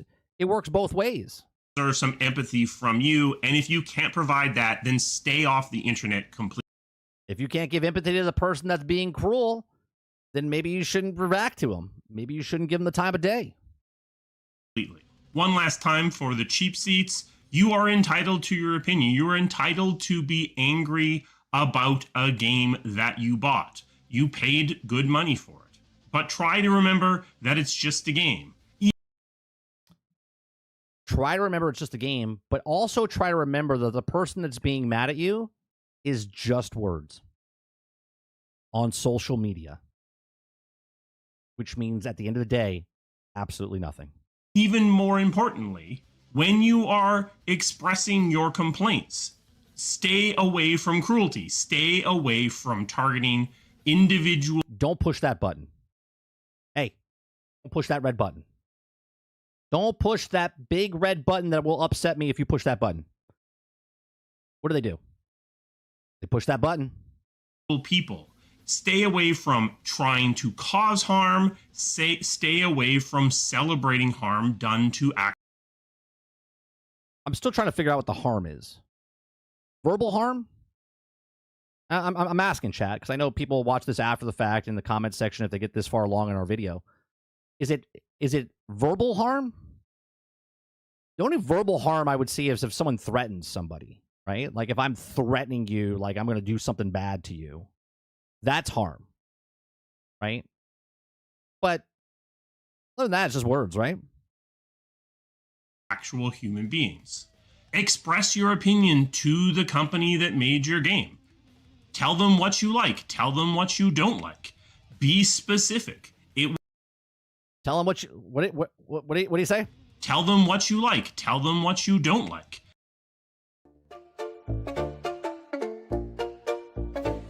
Tim Tim Kaine walks in with a question so bold. Do gamers know what they want? He's told. The crowd says yes, but then starts to fight. Tim shakes his head. Yeah, that sounds about right. Tell me what's good, not what's gone wrong. If you just complain, the list gets too long. You say, this Be sucks, specific. but what do you mean? See, there's two contradictions here.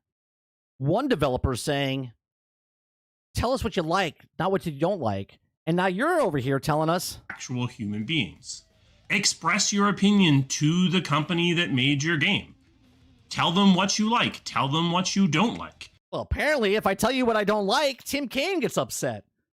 Now, what am I supposed to do here, Mark? Am I supposed to make Tim upset? Because he wants to know what I like, not what I don't like. You're telling me I should tell you what I like and don't like. I'm being torn here. I don't know who I should be angry at. Be specific. It will help you get games that are more like what you want. But when you are personally attacking individual devs, you are I need to see what he's talking about. I need to see receipts of individual, and I'm not saying they don't exist. I'm just asking. I would like to see these individual attacks. If someone can point me in that direction so I can look at these attacks of harm from people that are on the internet. Do you know what I mean? Again, if it's anything but death threats, okay, I don't really think that's harm. And if it is death threats, show the receipts. crossing a line, and you're probably attacking the wrong person anyway. A special thanks to my members. Oh, there you go. There is the video. I thought it was interesting. I only watched the first 3 minutes, and I was like, oh, we should watch this. We should watch this on our stream. I'm a little torn here. I like the specificness of CEO, hypothetically, hired his stupid nephew. The stupid nephew. That story is 100% true. I believe it. I believe it. Okay.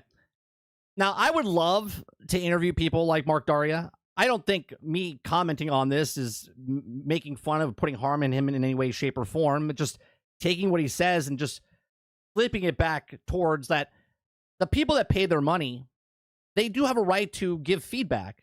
He even said at the end, tell us what you like, tell us what you don't like, which I said during Tim Kaine's rant, that we give you feedback, good and bad. You figure it out on your side what's good or what not to put in a game and fix the stuff that you need the problem with. He's saying that you can't be cruel. And if you are going to be cruel, you can only be cruel to the people at executive producer and higher. Okay. And I think a lot of what he's saying here, him being upset, because he's upset at us, right? And when I say us, I'm just saying the customers, not me specifically, right? And I don't think that we, the consumers, are mad at Mark Daria in specific either. We're just mad at the industry in general when a company comes out with a game broke, buggy, and unfinished and asks for a full price game and it doesn't work. We're mad at the company. Okay. He's mad at us for the few that are being cruel. And I think that if you're going to give some leeway to the people because you don't know what went behind the scenes of why the game got bad or why it's glitchy or they didn't have time, then you should also give leeway of why this person is upset because you don't know what happened to them, why they're upset before they played your game. That's all I'm saying, right?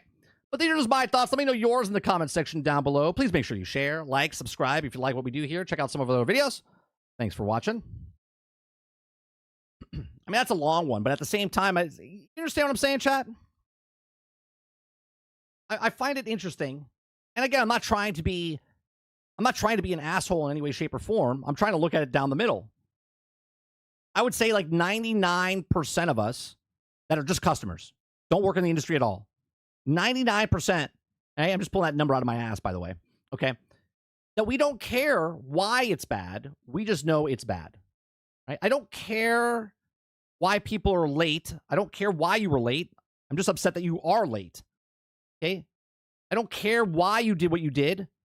I just hate that you did it. Okay? It doesn't make it better or worse. I'm still upset at the actual thing that I'm upset about, right? My kid could do something stupid, and I'm mad about it. And then I tell him about it, and he's like, well, I did it because of this. And I'm like, all right, cool. I appreciate you telling me, but I'm still pissed about why you did it. Anybody that needs to hear don't send death threats, is it going to hear don't send death threats? Exactly right, Jones. those people are not going to change. Go, oh, maybe he's talking about me. I sent all those out the other day. He's talking to me specifically. They don't care. They're living rent-free inside your head. They wake up, they snap their fingers, they start typing away, and they send it out. They don't care the repercussions because they never go back to their tweets to see, unless they get a notification that someone replied to them, and then they go deeper into it. Take the usable feedback and trash the rest. That's exactly right. That's exactly right.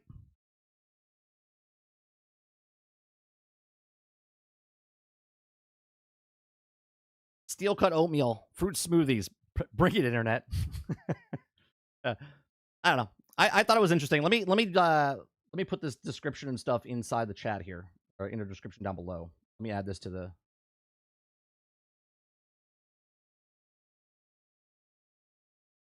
We got Mark Daria. Mark Daria on games. He has got a lot of videos. I do like his channel. I've been following him for a couple years now. Now that I made this video, he probably won't ever come on my show and talk to me. But that's okay.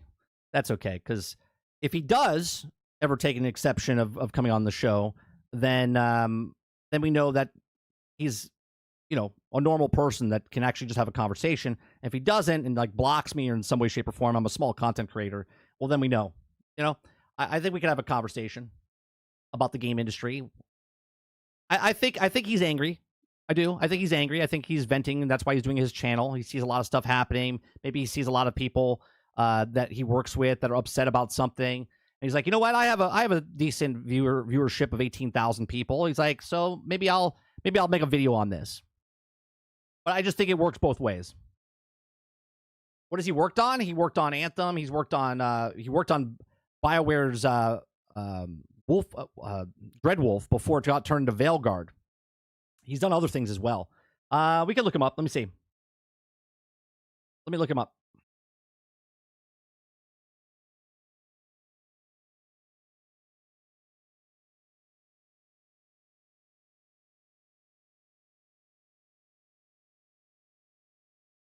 Let's see. Mark Daria.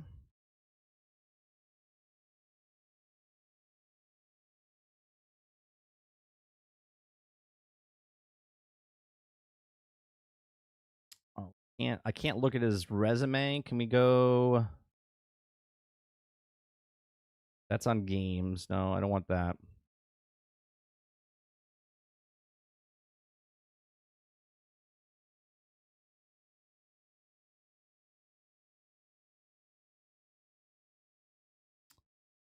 Okay, so he did Anthem, Mass Effect Andromeda, Dragon Age Inquisition, the DLC of those.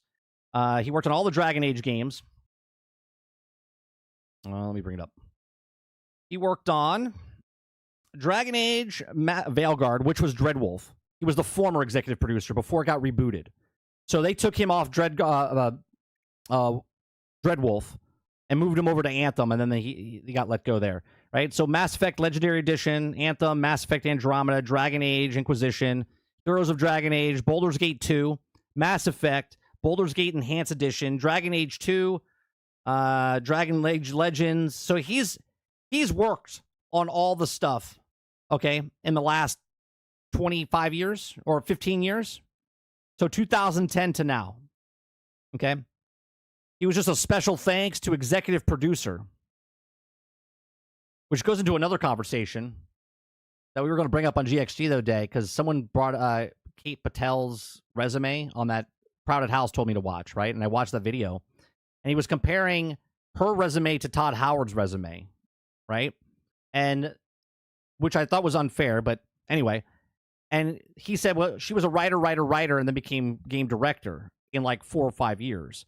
Well, here you go.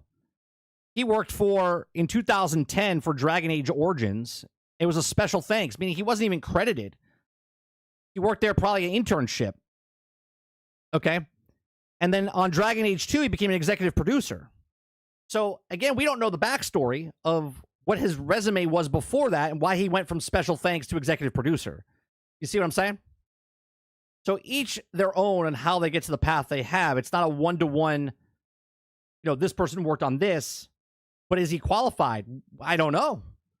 He was executive producer for Dragon Age. Dragon Age was good, right? The other Dragon Ages were good, right? Then he was an AI programmer. He got demoted from a different thing, right? Then he went back up to Mass Effect for special thanks for BioWare for Mass Effect in 2012. Then he became a lead programmer in Baldur's Gate 2, right? So you can't just look at someone's resume and be like, oh, well, they just given that. You should get him on. I would love to get him on. I would love to get a lot of these developers on and talk. Just shoot the shit with them. Just shoot the shit with them.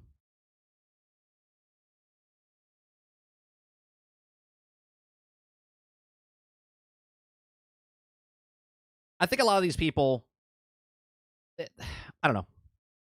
I'm only 46, right? I don't know how old Mark Daria is. Let me see if we can look that up, right? I'm assuming he's around my age, right? Maybe older, maybe a little younger. Who knows? Mark Daria. I don't know how old he is. Let's see.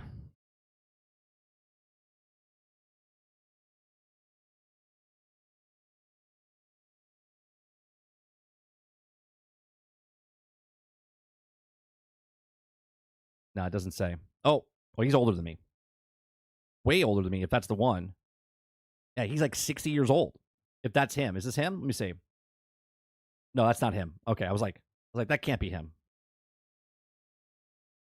No, he's younger than me. Okay, he's younger than me. Okay? He was born in the 80s, though. Right? So he knows what life was like to what it is now. So to be social media is an awesome thing, okay, but it's also a terrible thing, right? So a knife is a knife. I can use that knife to spread butter and cut my apple or cut a steak, but I can also use that knife in other ways that's not very nice, okay? Social media, I could talk to people that I could never, ever reach before, right? Because back in the day, if I wanted to talk to Mark Daria, I would have to call or email or call up EA and be like, hey, I would like to talk to Mark Daria. And Daria would be like, I'll give him a message. And then he would have to maybe get back to me or send him a letter, okay? Which you would never, ever, ever be able to do. Very rarely, okay? Now, I can literally just tweet out, hey, Mark Daria, blah, blah, blah, blah, right? Direct message or whatever, and contact somebody instantaneously, right?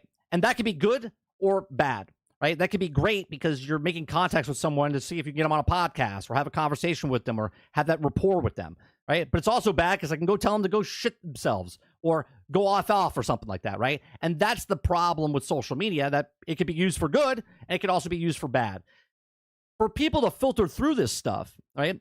Having a 10-year-old, okay, I got to teach him how to treat people, how to, as he said, stop being cruel, which, you know, is easy to say, another to do, okay?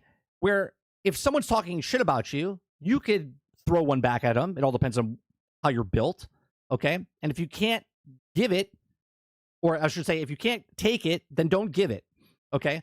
So if you throw a rock at a house, or glass house, there's going to be consequences, right? So if someone says something to me, I'm gonna push back right away, right? And then I'll be like, oh, you're attacking me, right? That's what it is.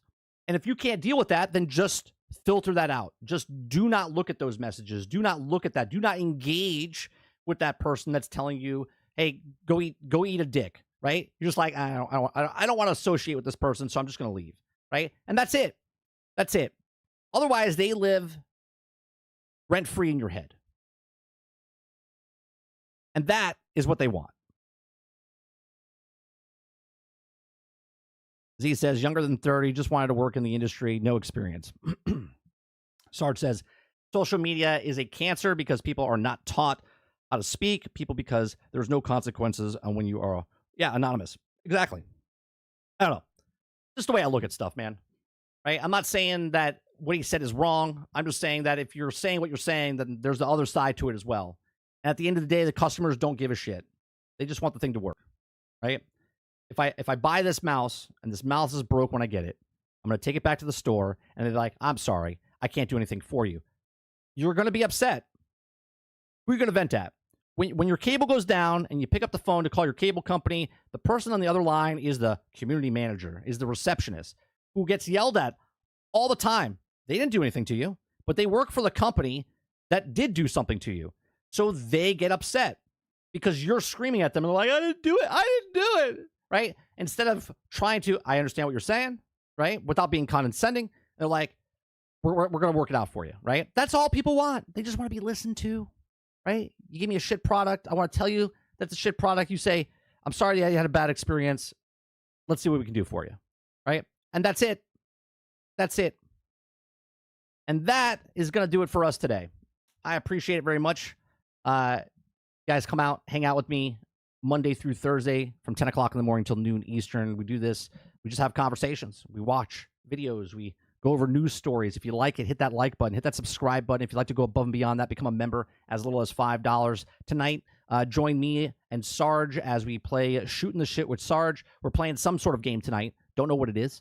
But come on by. We'll be playing some games tonight over on our other channel, 30 and Still Gaming. Okay, it's our gaming channel. It's in the description down below. It's also on the channel. On this channel itself, you can scroll down and see Nerding with 30, 30 and Still Jamming, 30 and Still Gaming, and then we have 30 NSG. So we have 4 different channels. You can go check out all the different types of stuff. Appreciate it very much. You guys have a great rest of your day, afternoon, or evening, and I'll see you guys on the next one. Peace.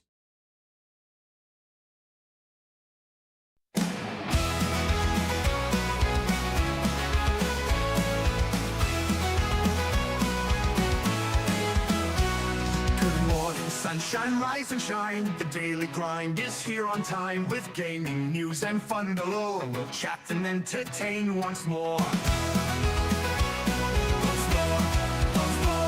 The coffee's hot, the mic is on. Jump in the chat, let's have some fun. From pixels small to stories grand, we bring the magic to your hand. We're nitty tuned in daily, don't you miss entertainment wrapped in bliss. From new releases, tips and tricks, the daily grind, your morning fix.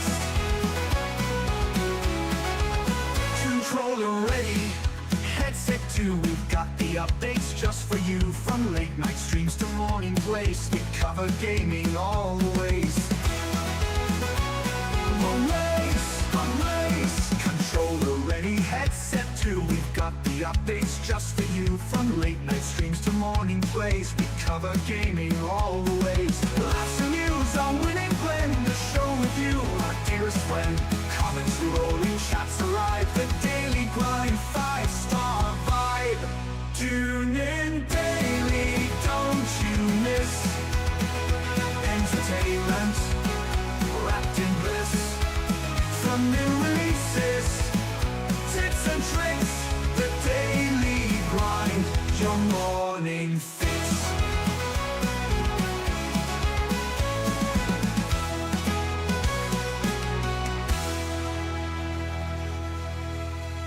Good morning, sunshine, rise and shine. The daily grind is here on time with gaming news and fun galore. We'll chat and entertain once more. The coffee's hot, the mic is on. Jump in the chat, let's have some fun. From pixels small to stories grand, we bring the magic to your hand.